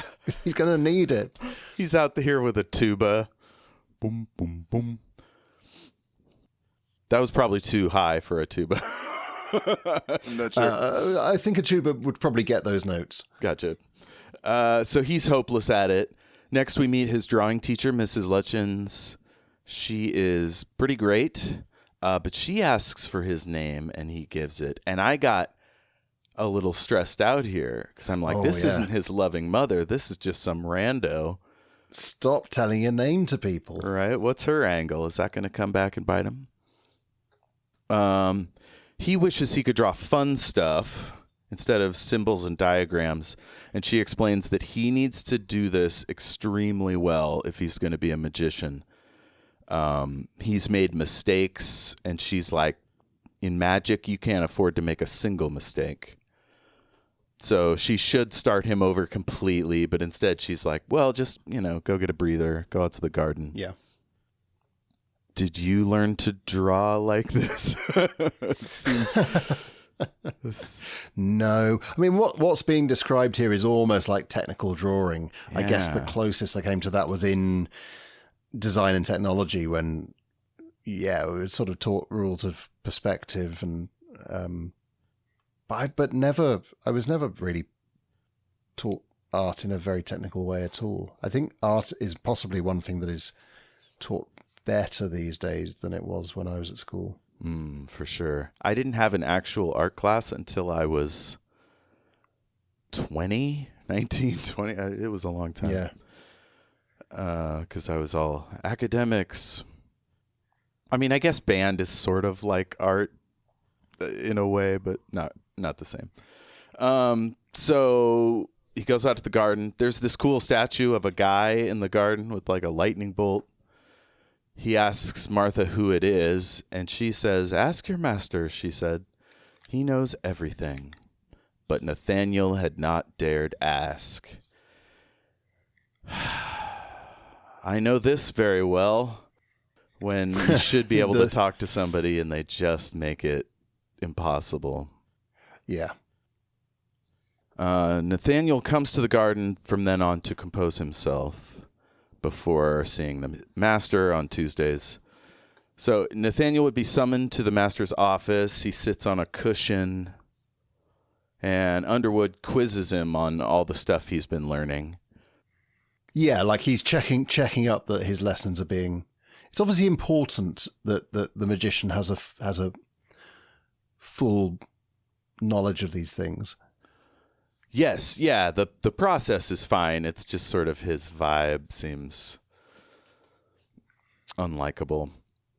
It's sort of, well, it's implied that Underwood is a good enough teacher of the actual art. I mean, oh, right. He wouldn't be summoning a demon if the guy hadn't taught him anything. No, right. We just know that good teaching goes beyond the subject. It is about approachability and being able to ask the right questions. Indeed. Underwood seems to be pretty intolerant. And we've all had teachers like that, haven't we? I'm sorry, I'm trying to think about intolerant teachers. There was Mr. Moside actually got disciplined for treating Running Start students like incompetent idiots. Running Start was a program where high schoolers could go to the community college, and I did that for my last 2 years. And it was just pure discrimination, particularly against girls. Like it was a power trip. So that's probably the closest I've come to. I had a teacher who my brother had the year after me, and similar incidents. I once couldn't find my pencil and spent a whole day writing with a pencil lead that I'd found on the floor, just the nib of a pencil. And the comment that was written in my book that day was, "Why is your handwriting so messy, James?" My brother couldn't find his chair and spent a whole day crouching, pretending to be sat down. Which is not funny at all, but it is funny. But it's... Here's the thing. When I'm visualizing the story that you're telling, it's unintentionally hilarious. But I mean, it's unacceptable. Like a teacher should be able to look out into the class and be like, do these kids have everything they need to perform the duties? And I can get pretty grumpy if a child repeatedly comes to my lessons without the right equipment. I mean, right. Legitimately so, because we make sure they have equipment and it is their responsibility to bring it to lessons. But I would hate to ever be considered so scary. That my response is so forbidding that a child would write their work with a pencil nib. That's, Not okay. So he explains that magicians can be bad or good, but what they must not be is incompetent. Loss of control is unacceptable. Presumably because you and other people will die. Yeah. Well, we know from the original encounter that magic is a dangerous thing. You're commanding dangerous forces. Yeah. Providing the magician remains in control of the forces he has set to work, he remains... What does he remain? I can't remember the context of that quote. Do you remember? I'm just looking for it now. I don't have it pulled up. He remains... What does he remain? Oh, the 3 S's. Ah, yes. Safe, secret, strong. And strong. Yeah, so that's how you keep demons from wreaking havoc. Is being safe with your practices and your training, secret, and then he goes into the great secret that demons, or some would call them spirits, are very wicked and will hurt you if they can. He explains that you can't mispronounce anything. Demons will exploit any failure.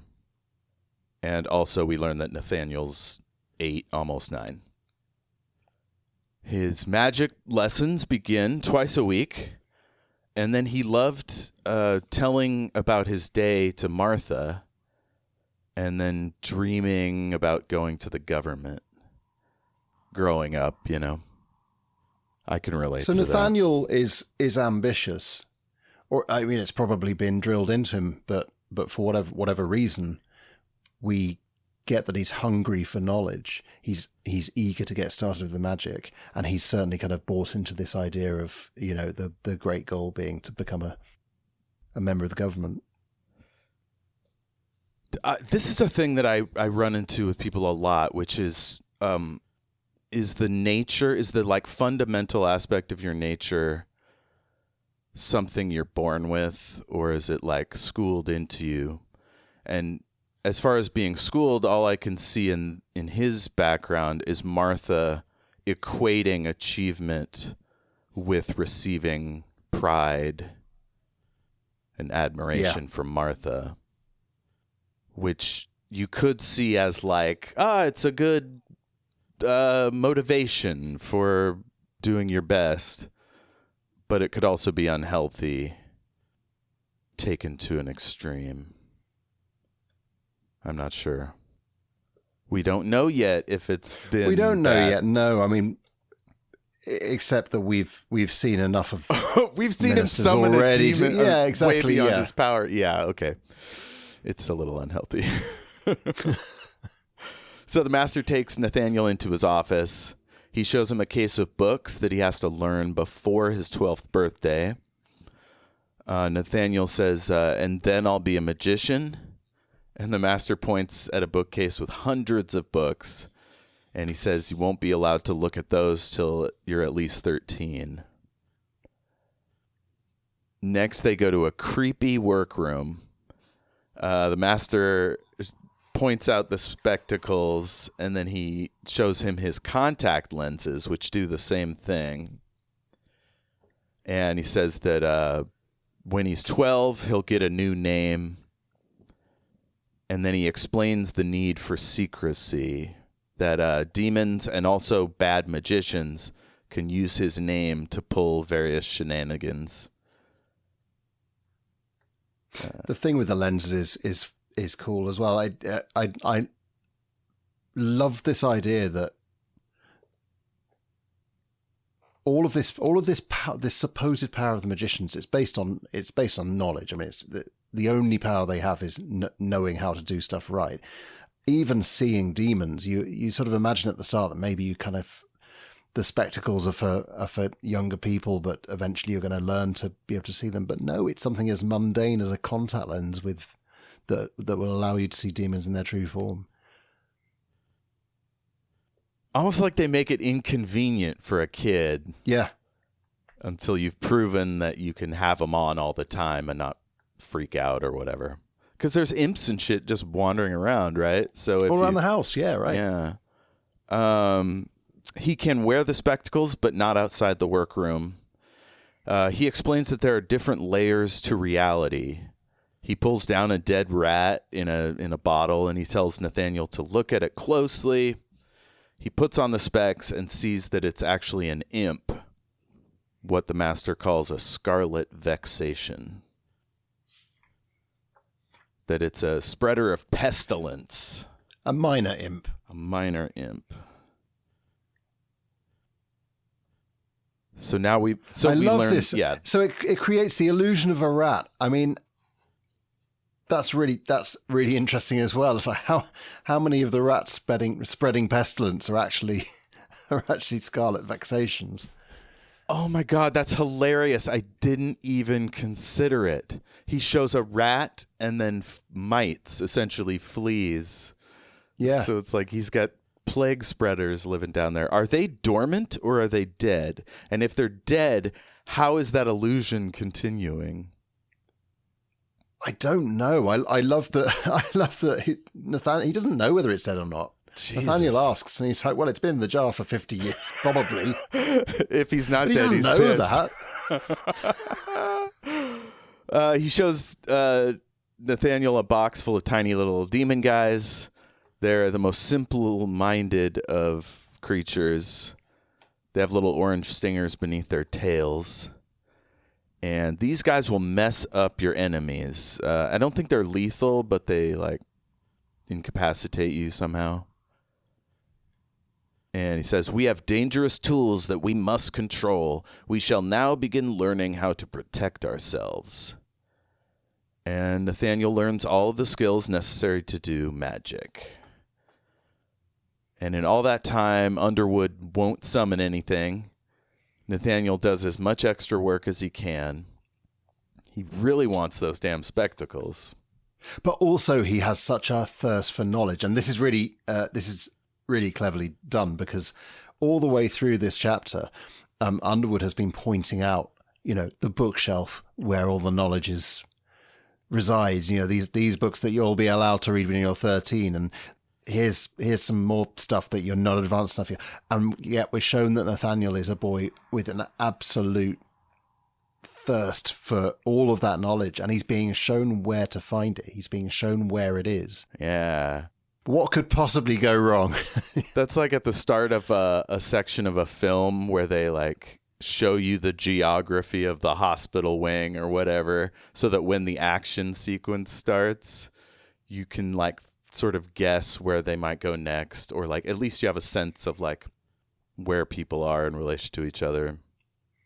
Yeah, but it's also like saying to a child of 9 years old, this is a really delicious cake that you will be allowed to eat when you're 13. And in the meantime, I'm putting it right here on this shelf here. That's where it is. That's where that cake is. What do you think the child is going to do the minute your back's turned? Well, this child looked vainly for porn, so I don't know. I don't know what this boy is up to. So he tells Lutchins he wants the spectacles, and she says, "Patience," she told him. "Patience is the prime virtue. If you hurry, you will fail, and failure is painful.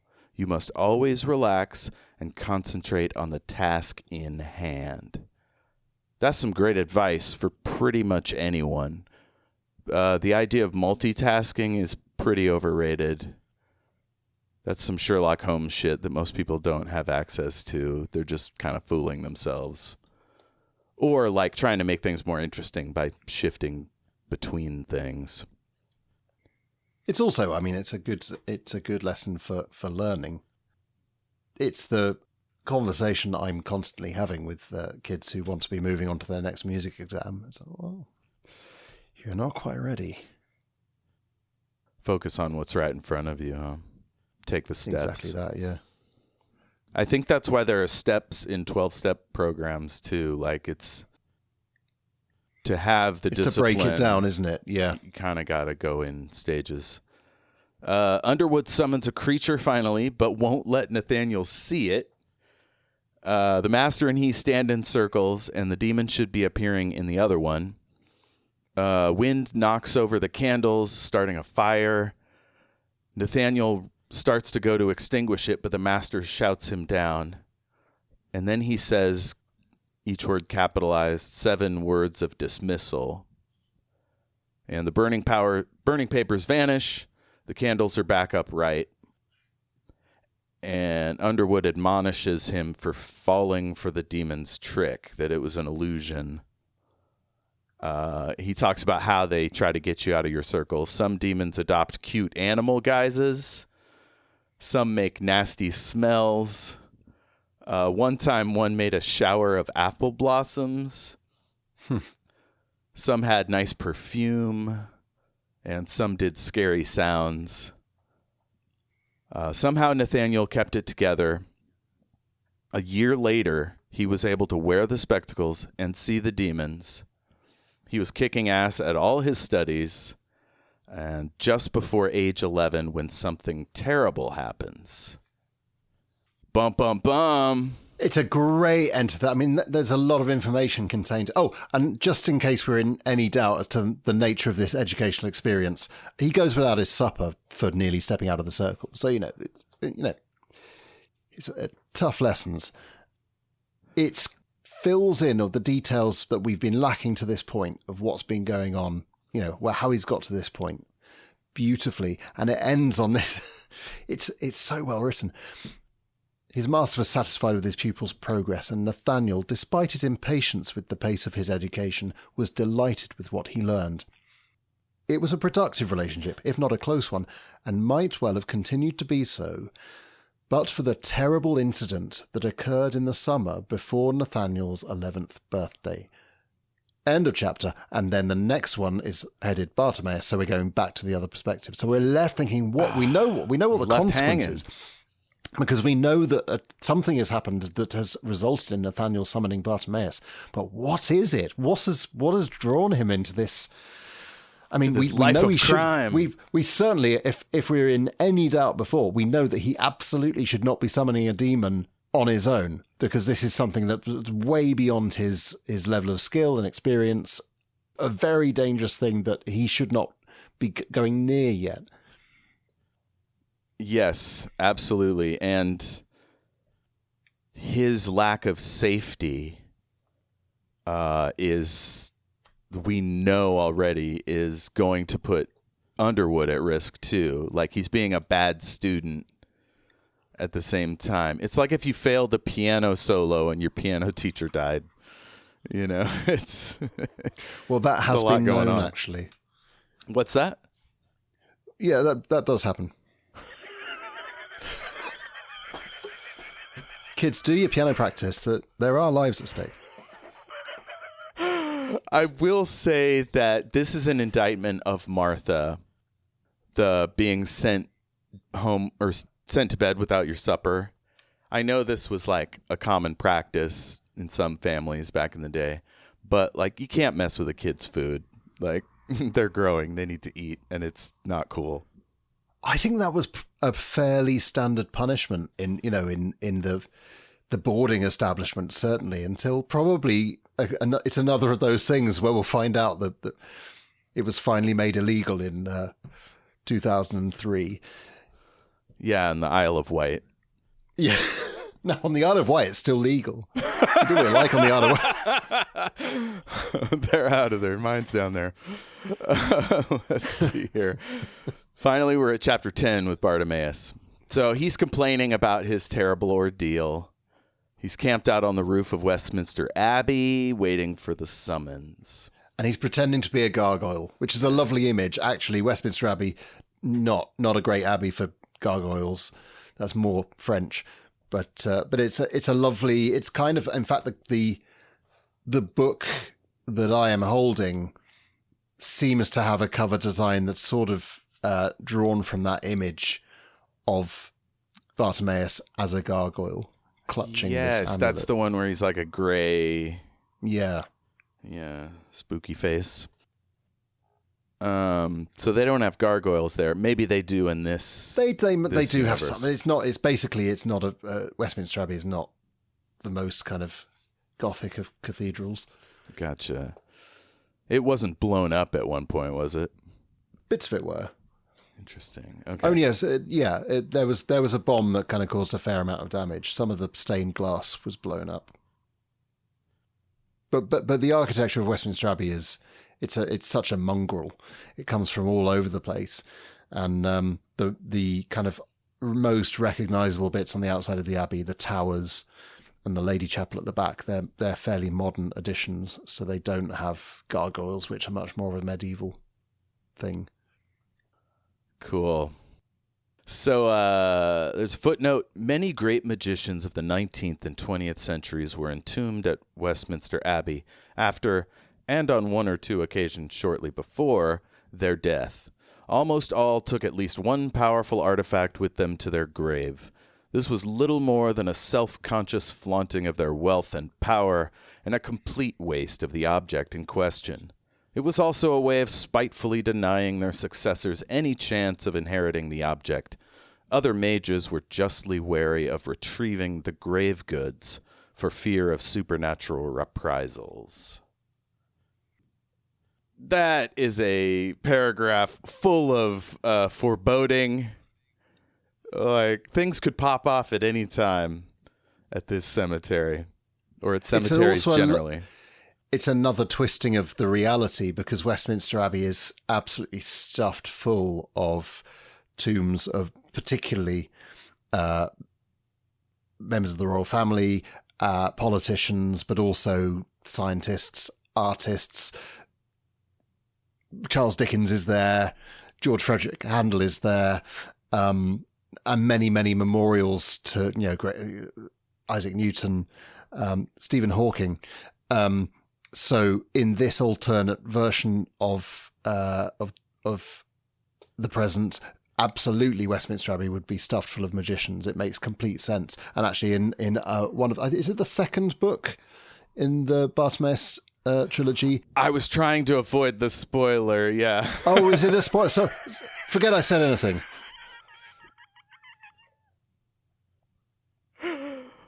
Westminster what? Never heard of it. I was dancing around it. It is prophesying something taking place in either that particular graveyard or a similar one. It's certainly setting up but it's basically drawing from, if you visit, I mean, Westminster Abbey is a fantastic place to visit. There's far more in Westminster Abbey that you can possibly hope to see in one trip, because that so many people have ended up buried there or memorialized there, and it has all these different layers of history. It's a fascinating building stuffed full of content. That's awesome. And you can well imagine, I mean, it's got the place where Queen Elizabeth is buried next to her sister Mary I, and the two sisters who were represented different religions, the Arch Catholic Mary and the founder of the Anglican Church, Elizabeth, who didn't get on in life, barely spoke in life. Weren't they mortal enemies? Pretty much. I mean, because the Jacobite rebellion and all that. Yeah, all of that. Well, yeah, because for all the time that Mary was queen, she was constantly worried about an uprising from the Protestant supporters of Elizabeth, and yet they're buried next to each other. So it's that in that building you've got these potent spots where you think, wow, there's as an image, it's a powerful one. Yeah, historical figures kind of have a sort of magic of their own, the aura of a million stories. Let's see. He's pondering about how the spheres didn't find him because of all the artifacts in the graves. He's annoyed that the boy hasn't woken up yet and summoned him. He restates his belief that Nathaniel is being exploited by a more powerful magician. He says clearly several magicians took part in the search, suggesting that the amulet was necessary to some larger plan. He talks about how Simon Lovelace is powerful. Quote, the fact that he was able to employ and restrain both Fakquarl and Jabor proved as much. I did not relish the urchin's chances when the magician caught up with him. It's been several centuries since Bartimaeus has run into humans that are immune to magic. The kids don't seem to grasp the implications, and Bartimaeus doesn't really go into how often this comes up. But several centuries to me says like at least 4, probably closer to 7. Yeah. So the kids don't seem to grasp the implications. Bartimaeus can't figure out how the girl is related to the situation. Yeah, so we're recapping the mystery here that actually there's already quite a complex picture here, and we don't know why Nathaniel has summoned him, though he assumes Nathaniel can't possibly be a lone agent. But these other children, the ones immune to his magic, are another part of, are not part of that picture. So how do they fit in? Who are they? These are the kind of stories that I really enjoy, the like competing factions, more than 2 opponents, and are they all related? Like there's a Dresden Files book, Full Moon, where there end up being, spoilers, 4 different types of werewolves, and they're all sort of loosely connected in the narrative, but all different magical methods for how they're created. And he's pretty good at like weaving things together, so they're all sort of from different angles. So I anticipate something like that here. And then he gets summoned, and it feels super painful, like fish hooks pulling at his skin. That's what he says, yeah. Yuck. So Bartimaeus is annoyed by Nathaniel. Nathaniel, I order you, Bartimaeus, to reveal whether you have diligently and wholly carried out your charge. Of course I have. What do you think this is? Costume jewelry? The Amulet of Samarkand. It was Simon Lovelace's. Now it is yours. Soon it will be Simon Lovelace's again. Do you think Bartimaeus wants to be praised for having done a good job? No, I love how he taunts the boy. I mean, this encounter is especially interesting because we've now seen it from Nathaniel's perspective. We've seen the level of preparation that has to go into protecting yourself from a demon, but we are experiencing that from the other side. We're experiencing it now from Bartimaeus' perspective, and we are seeing him doing all the things that Nathaniel was warned about. Checking the circle for mistakes, checking the wording, trying to trick Nathaniel into stepping out of the circle. All of those things are happening, but we're seeing Bartimaeus doing it. So everything he does, everything he says seems to be just a way of trying to trick the boy. And I love how dismissive he is of I've gone to all this trouble to get this thing, and you're not going to have it very long because you've enraged a very dangerous and formidable magician. So here you go, but cheerio. So we find out the kid has drawn Adelbrand's pentacle, which is quite an achievement for a 10-year-old, 11-year-old. Is he 10? He's 11 now, isn't he? Yeah. And we discover this means that he's drawn a pentacle that means that he continues to control Bartimaeus. Yeah. That an ordinary pentacle would just be a summons for a single task, but he's got Bartimaeus in his power for as long as he wants him.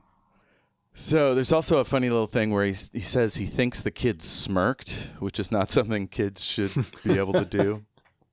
Like you have to be more jaded or something. I don't know. Yeah, although it's like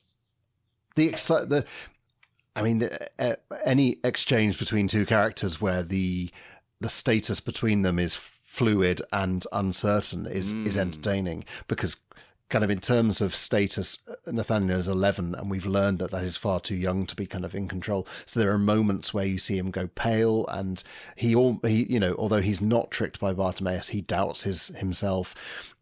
It's really interesting the moment where he smirks because you think, okay, this kid has got a lot about him. If he's got the confidence not to be taken in and actually to find this demon a bit ridiculous, he's got a lot going on, hasn't he? This is a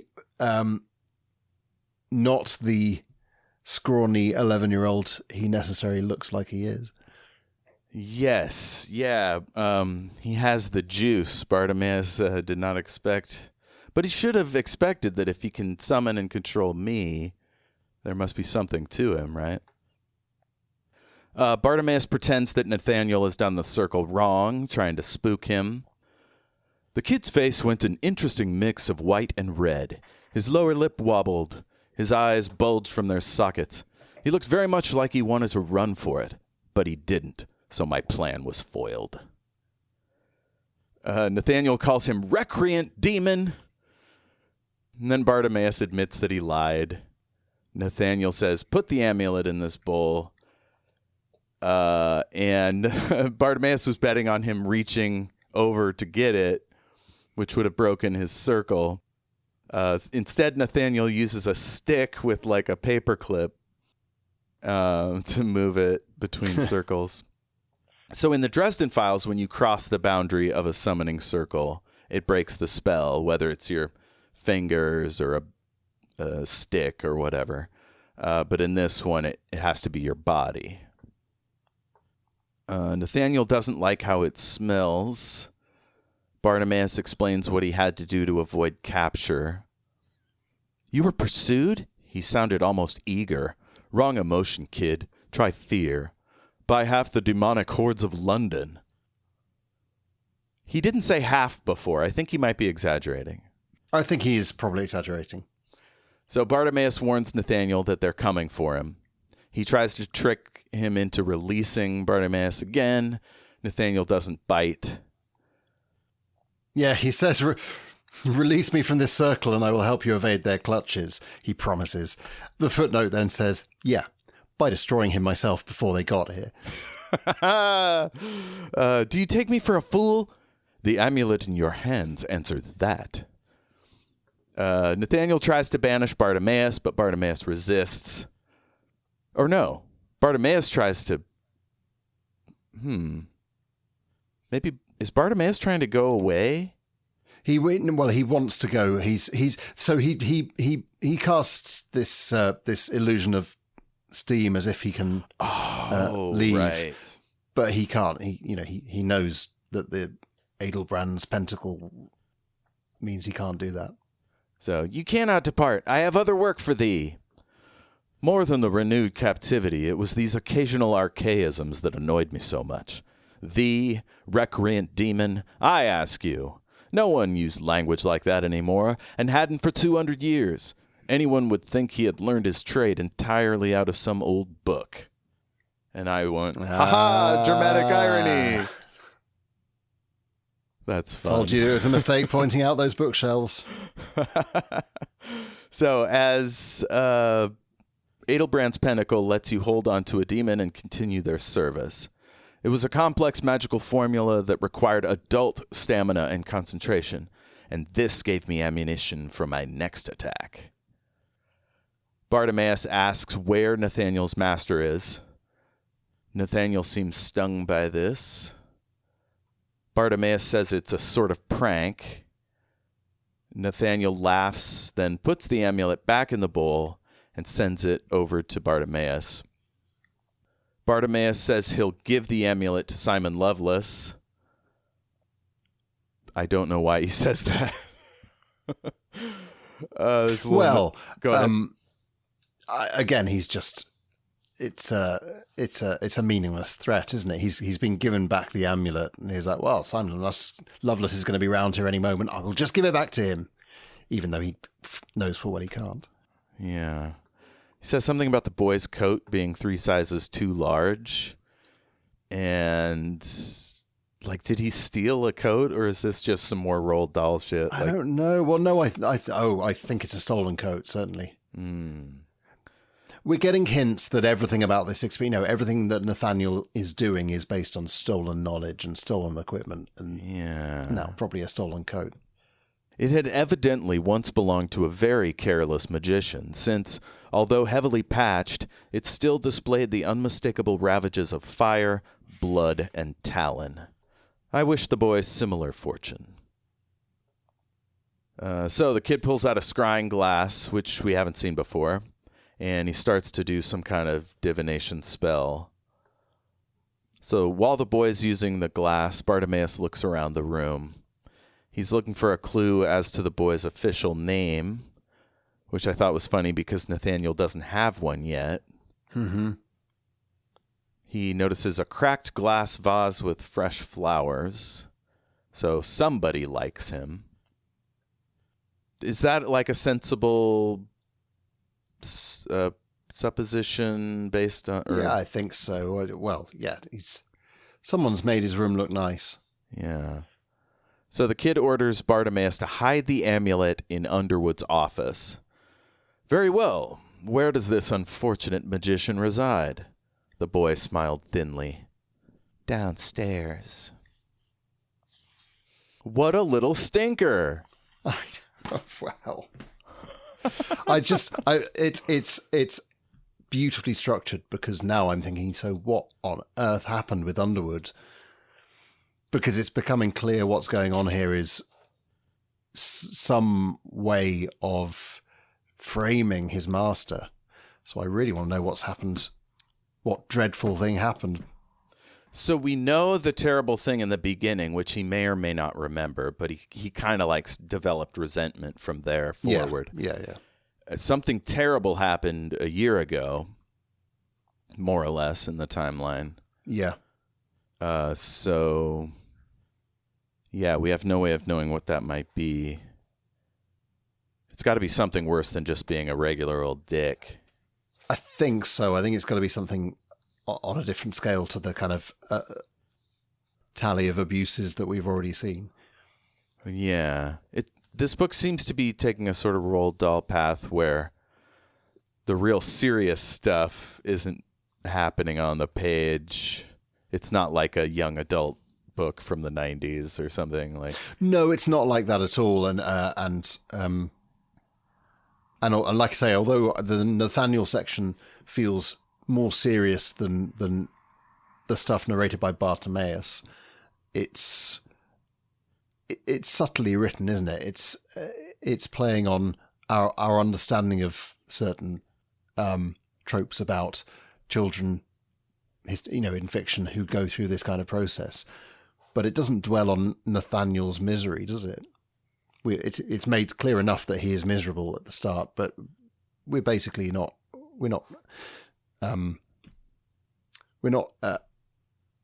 wallowing in it when we're not dwelling on it unnecessarily. Yeah. If I was to speculate, I would think either the guy's thwarted his ambition so much and he just is pissed about that.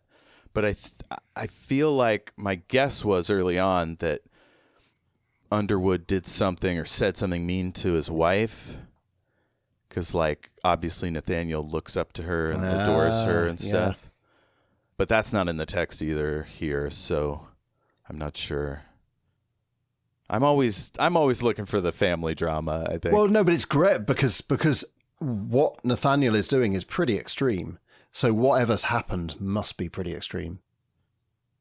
Maybe he overheard him saying he won't recommend him to be a full magician. He's so young, though. It would be a very early point at which to make that decision. I don't know.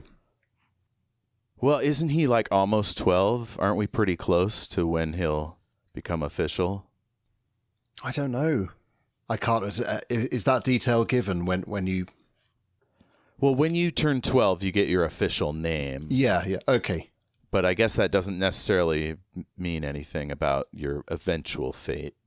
But there's nothing, it's been implied that Underwood is pleased with him, so there's nothing to suggest that he would be on course for that. But maybe he messes up. I mean, yeah. Yeah. Maybe he sent his parents to a gulag. It's lovely that you are put in a position where you are constantly thinking what has happened, what what has brought us to this point, at the same time as taking us to that point and beyond it. That's very clever storytelling. And actually, I would say that Jonathan Stroud's writing always kind of expertly controls the delivery of material. So you're always asking questions about the next thing, but being given enough to kind of entertain you in the meantime. He as a writer, one of his great skills is in setting up mysteries, I think. Yeah, he's pretty great. This is pretty good. So what are you left with after chapter 10? What's the overall take on these four chapters? I think the thing that I feel I'm absolutely gripped by the narrative. We've got all these questions and I want answers. It is a book that I whipped through first time. I couldn't stop reading, and I think that's the reason. But I've seen a lot of the story from Bartimaeus's perspective. I'm empathizing with the demon, which is an interesting position to put the reader in. But we've now learned enough about Nathaniel, who, from even the kind of scantest description and not a lot of insight into really how he thinks and feels, is a character I'm really intrigued by, and I find him kind of interesting and endearing because a child who has been treated the way he's been treated is, you know, anyone with an ounce of compassion is going to find that a character that they're going to be to feel sympathy for. But he's also clearly a boy with more about him than we were maybe first led to believe. And that's really exciting. Yeah, he's got layers. I think giving him a nice parent is a really interesting choice because it's Roald Dahl had, you know, both guardians are assholes or whatever, like in James and the Giant Peach, the aunties. In later books, so there's usually a Miss Honey, though, isn't there? There's usually a figure who stands in for the lack of an actual parent. Yes, that's a good point. Yeah, he has a mentor. I mean, in James and the Giant Peach, it's the other animals in the peach, isn't it? That's right. Great story. That's definitely speculative fiction. Oh man, that'd be a fun one to read. Okay, well, I love the heck out of it. My main interest was in the girl, because I was like, if we're not supposed to like Nathaniel very much, maybe that girl is going to be our hero figure that I can relate to a little bit better. Interesting. Yeah. I like a strong lady character. Or kid. Yeah, and she leaves quite an impression for, again, very kind of scant description, really, but she makes an impact. Indeed. Well, it's not like Bartimaeus to focus on people's looks or... No, that's true. Or whatnot. He just tells us black leather jacket and flared pants. Well, we can't really do predictions for next time, so let's just jump on over to recommendations. Do you have anything you've enjoyed in the last month? Yeah, well, I do. At the moment, the BBC are broadcasting their second series of Wolf Hall based on the Hilary Mantel books about Thomas Cromwell and Henry VIII, and I think the series Wolf Hall was one of the greatest things the BBC has pulled out in the last 10 years. So I'm really excited to go back and revisit those characters. Oh, that's awesome. Is that happen live, or are you listening after the fact? After the fact, I mean, they go out onto the BBC iPlayer. I don't know at what point they will go into circulation in the US, or whether they already are. I don't know these days. It used to be very straightforward with the BBC, but nothing is straightforward with streaming anymore. Look at Doctor Who, which you get before us now. Did you say this was radio, or is this... No, this is television. Oh. Okay, well, whenever that comes available, I'll check that out. It has the supremely brilliant actor Mark Rylance playing Thomas Cromwell, and man, I mean, an actor who can be so expressive whilst doing absolutely nothing at all with their face. He's just astonishing. Is Rylance an alumnus of Doctor Who? He's never been in Doctor Who, but he's not done a lot of television, full stop. I think he's very choosy about his projects. For a long time, he refused to be in films at all. Wow. Really made his name doing theatre. That's cool. Get a renowned theater guy doing... Is he Cromwell or Henry? He's Cromwell. So all we get over here about Cromwell is that it was like a bloody civil war and like an oppressive... Different Cromwell. That's Oliver Cromwell. So Thomas Cromwell was... I mean, he was sort of King Henry's right-hand man, but it's more complicated than that because politics is complicated and because Henry VIII was so unpredictable and people were either in favour or out of favour. But Cromwell was the son of a butcher, and he was a protege of Thomas Wolsey, the Archbishop of York, who failed to get a divorce for Henry VIII and was eventually put to death because of his failure. And the resentment towards Cromwell is partly that he comes from such a working class background, but has become basically the most powerful man in England next to the king.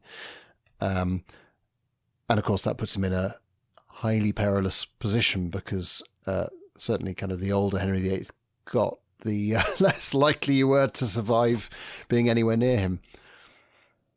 Oh, that is incredible. I think I saw 10 minutes of that and I was like stressed out.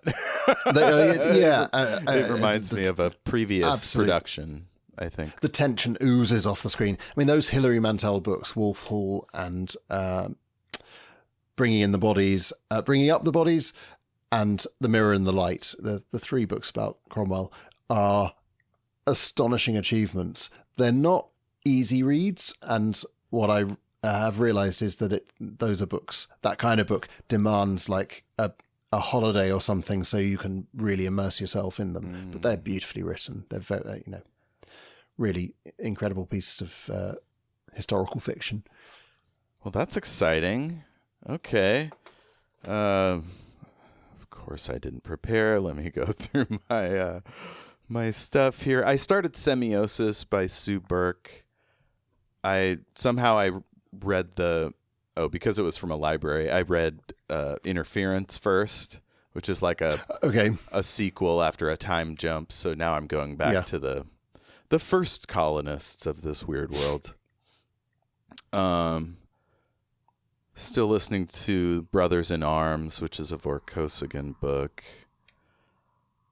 I just got the Fugitive Doctor's first Big Finish release. Oh, and it was fantastic. Great. Let me see what it's called. I think it's called Coda. It's under the banner of, is it Once and Future? No, thankfully it's not Once and Future. It's Coda, the Final Act. She runs into the War Doctor before he goes off to do his terrible business. Spoiler alert. And picks up Bernie Summerfield. The Vord make an appearance, as well as, speaking of, Queen Elizabeth. Folks who haven't gotten into Doctor Who hearing about this. Did Big Finish just have do they have these names in a bucket? And of course they do. Oh, Bernie Summerfield's in this one. Oh, I've got the Vord. What have you got, Nicholas? I've got the Daleks. Have you really, Nicholas, or do you just want to do the Dalek voices again?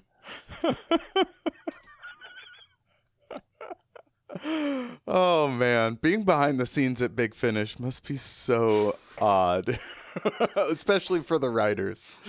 Like, just throw all this stuff at the wall. But the interaction between Bernice and the fugitive doctor are just really good. The fugitive doctor carries guns, and Bernice is like, "What is happening?" Fugitive doctor doesn't remember Bernice, so it's like, that's weird. So they can't tell which one's older than the others doctors. Right. I think Bernice knew the 7th and the 8th. Is that right? But then she's met all the others here and there. Bernice was the original companion for the 7th Doctor New Adventures. That was in Virgin New Adventures late 80s, early 90s. Yeah, just after the show was cancelled, actually. Yeah, she's great. There's a great book with her called Just War. Yeah. She's a brilliant character. A ton of these are books, like, it's hard to find now. I'm reading them on the Internet Archive. They are... for me, it's the thing I search charity bookshops for. And just every now and then you come up with a new adventure and the distinctive white spine. And some of them have got the most beautiful they're all hand-drawn covers. Some of them have got pretty awful covers as well. But yeah, it's like the ultimate prize in a charity shop. And particularly if it's under £10, because if you go online, some of them are fetching more like £110 these days. Oh yeah, it's like finding buried treasure. Yeah. Cool. Well, that'll do it for Rex. How should people find you? Do you have any plugs for upcoming stuff? I don't really. I can still be found on Twitter, though. Like everyone else, I have fled to Blue Sky, and that's where I'm trying increasingly to put things on Blue Sky rather than Twitter. So you'll find me there at James Lark. I'm also on Instagram under Works of Lark, and I have a podcast called Neurotic Literature, which is short stories, at least one of which I think you've listened to. Yes, I was going to bring that up at the beginning. I listened to your latest. Do you remember the name of it? Plexiglass. The Perspex Vault. The Perspex Vault. We call it plexiglass over here. Do you? Oh no! Yeah. We need to do an American edition. That's right. So that was incredible. I think I mentioned it on another podcast, but some people might just be listening to this one. It had like rich characters. The idea was really powerful. The idea that there literally is a conspiracy keeping you from achieving your dreams. Not you specifically, but like the artist in general. I love that. Like, mediocrity is a force of its own. And I love a conspiracy story for sure. Oh, yeah. Did you ever feel like you were being somehow secretly cut out of the business? Oh, yeah. You start to come up with explanations, don't you? It must be a conspiracy rather than just a hideous industry where it's really difficult and you have to work really hard. Yeah. There was a great bit on National Public Radio's Prairie Home Companion 10 or 15 years ago where I'm the only conservative actor in Hollywood. It was like a song where she was complaining about being discriminated against. It was pretty fun. Yeah. We want answers for why our stuff isn't just why. Big. Yeah. Surely it's because of how I look, or my ideas are too powerful, or I'm not the right this or that. I mean, Hitler started a whole political career based on getting kicked out of art school. It's true. Maybe that's it. Maybe you have to get kicked out. All right. Well, please contact James. Check out all his work. And you can find me pretty much everywhere at El Jefe Tacoma. I'm on Blue Sky, and I'm still on Mastodon, even though nobody does anything over there. Threads, Instagram, and Facebook. You can find us on Facebook, The Great and Secret Knowledge. Tell your friends if there's a service that we're not available on. maybe YouTube or Spotify or Google or whatever, let us know, and I'll try to correct that. I'm still getting the hang of how all that stuff works. Send us an email, greatandsecretknowledge@gmail.com. And listen to all of our other series. Piranesi, brilliant novel. X-Files, of course. What else have we done? Dracula, the film from 1931. The Thing. Have you seen The Thing, James? I've seen The Thing. Oh, so too scary. Super scary. Great film. Fantastic score by Ennio Morricone. Yes. Oh, man, I love to listen to that one. It's so good. So atmospheric and creepy. It's fun to write by. Yeah, I can imagine. Yeah. He actually had to, it's funny because Morricone is one of the great film composers, but he had to be kind of taught by John Carpenter to make his score more Carpenter, because what he was writing was more complex than what, if you think about John Carpenter's stuff, it's basically very melodic and textural. It's very simple. You can very hear bits slow, of that, like long notes and things. And so bits of that score have got the most kind of beautiful chromatic writing, and it's very intense and very complex. But there are also bits where Morricone has clearly been asked to strip it back, and it is kind of like Morricone channeling John Carpenter, which I find really interesting. Yeah. I guess when the album first came out, it didn't have Carpenter's music on there, like the front and back themes. Yeah. For whatever reason, but I guess they've put something out since then. But yeah, The Thing, we've got all kinds of stuff. We're going to do The Hogfather for the Christmas season, Fabulous. The holiday season. So that'll be coming out soon. And then also the one by the same people after that is coming out, The Color of Magic by Terry Pratchett. Those are both BBC productions, I think. I'm not sure about that, but they're on Prime in America. I'm not familiar with them. Oh, okay. Well, check them out. I have never gotten through a Terry Pratchett book except for Good Omens. So I don't know if he's just generally doesn't do as many funny jokes, or if this production chose to keep the joke ratio low, or if I'm just not getting the jokes. But The Color of Magic is the first of the Discworld novels, isn't it? I think so. So I've read that one, and I found that quite hard going. And I've been told by aficionados of Pratchett that actually it's sort of later in the series. Maybe the Weird Sisters is the first one where it suddenly kind of becomes a little bit more. So these were incredibly popular books when I was at school. But The Color of Magic was a bit of a slog. Like it had humorous content, but it was more about world building, and it was quite slow and very wordy. So I don't know whether they lighten up a bit as they go on. Okay, cool. Well, if these people make any more films, we might watch them, or TV movies. So that's something we've got coming. Oh, and the Vor Game, my favorite science fiction book. We're reading that with Sophia R. So R B. I'll figure it out. So that one comes out soon. So tell your friends, family, follow us on all the things, and we'll see you very soon. Thank you, James. Thank you. Always lovely to see you and interact with you online, and to enjoy your work. Thank you. Your insights are invaluable. Oh, thank you. Well, let's find a quote to wrap up the show. Recreant demon, the pentacle is sound. Yes, that's perfect. Well done.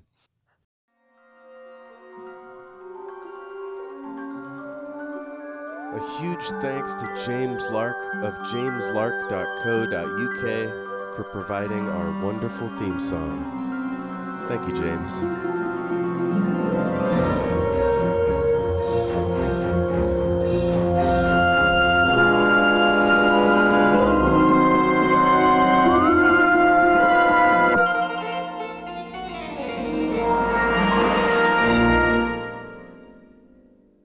I'm wearing my You're Great shirt today.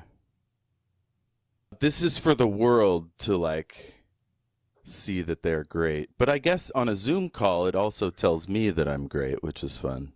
It's good to be reminded, isn't it?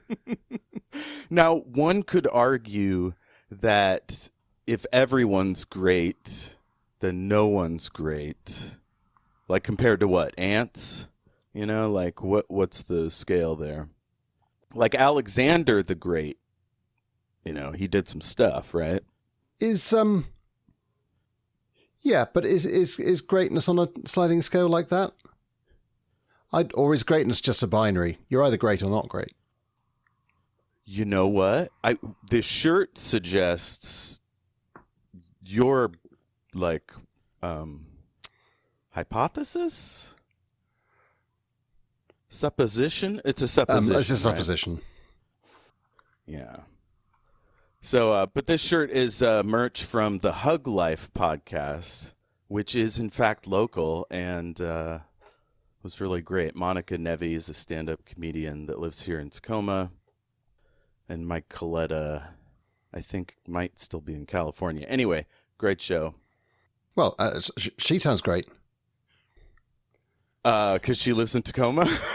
No, just everything you've said. The word great has cropped up in your description. I'm pretty sure you said great twice, devoid of the T-shirt context. So, yes. Okay. Now, when I say great in relation to Monica Nevi, she is like truly a great stand-up comic, organizer, producer, streamer. Like, whereas the average person that this shirt is saying hello to is great in the because you're alive sense. yeah. But I don't think it needs to be a comparative thing, does it? Everyone can be great. No. That's, you know, there's no limit on greatness. Everyone can be an Alexander. Yeah. That's it. You should get that on a T-shirt. Or a Frederick. Or a fridge magnet. The question is whether someone becomes great as a result of wearing the T-shirt. Whether there's a kind of nominative determinism of greatness. The shirt speaks back to you. Well, no, I think maybe it just inspires you. Maybe it just...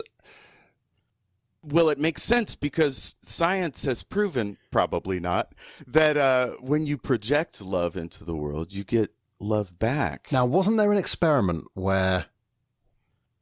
It might be apocryphal. It sounds like an absolutely ghastly thing to do to children, if not. Where a teacher was told that half a class of kids were stars and the other half were dreadful, and the thing was that the kids were chosen at random, but by the end of the year, they had sifted themselves because of the way the teacher was treating them into those two categories. There you go. What's the life of a small child to a social experiment? It may be an urban legend because I always heard it over here as blue eyes, green eyes. Oh, I heard about that for sure. Yeah. Yeah, something like that. God, we are pack animals, right? Yeah. Like we're always looking to each other for... Oh, well, I work with children. I can tell you that I can see the truth in that experiment, definitely. Whew, yeah.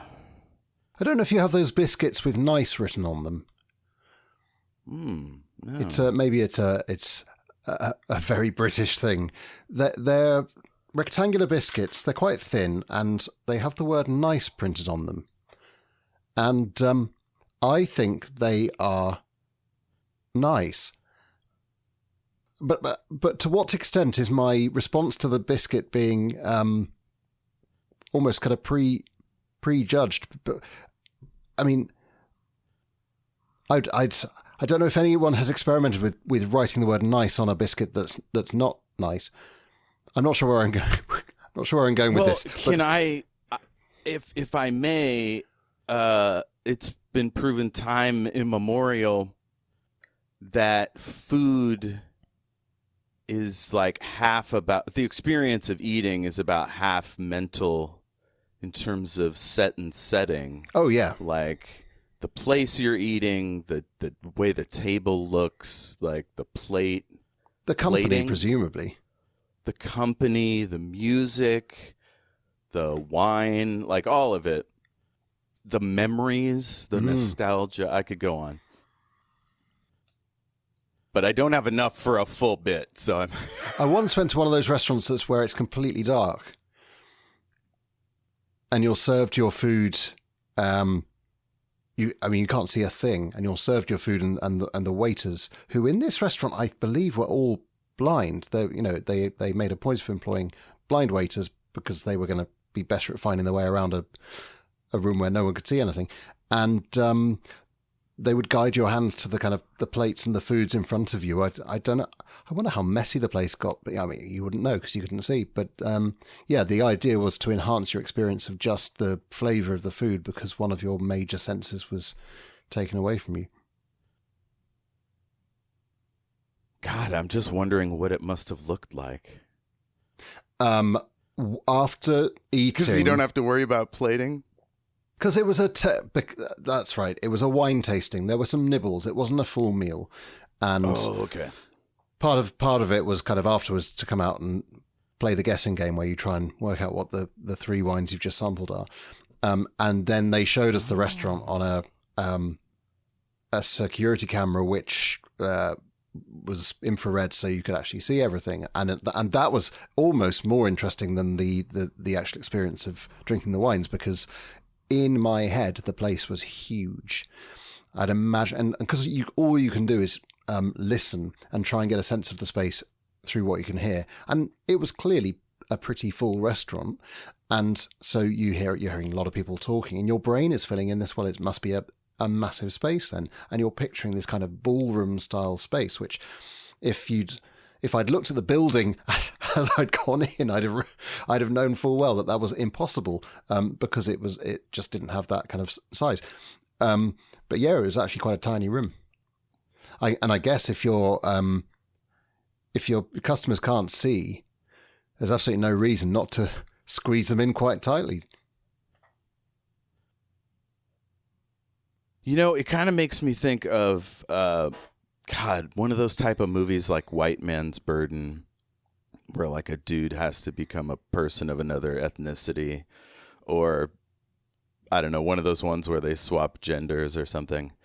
Like you're on your first day of that, which has to be like so difficult. Whereas the blind waiters, for example, this is their whole life experience, yeah. Or at least a year or whatever. So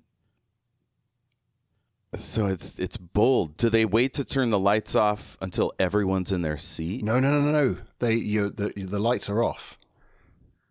You are guided into the place, and they must drape the thing in kind of a material that has absolutely no reflecting properties because I remember going down a corridor where you could just see the diminishing light from the reception area.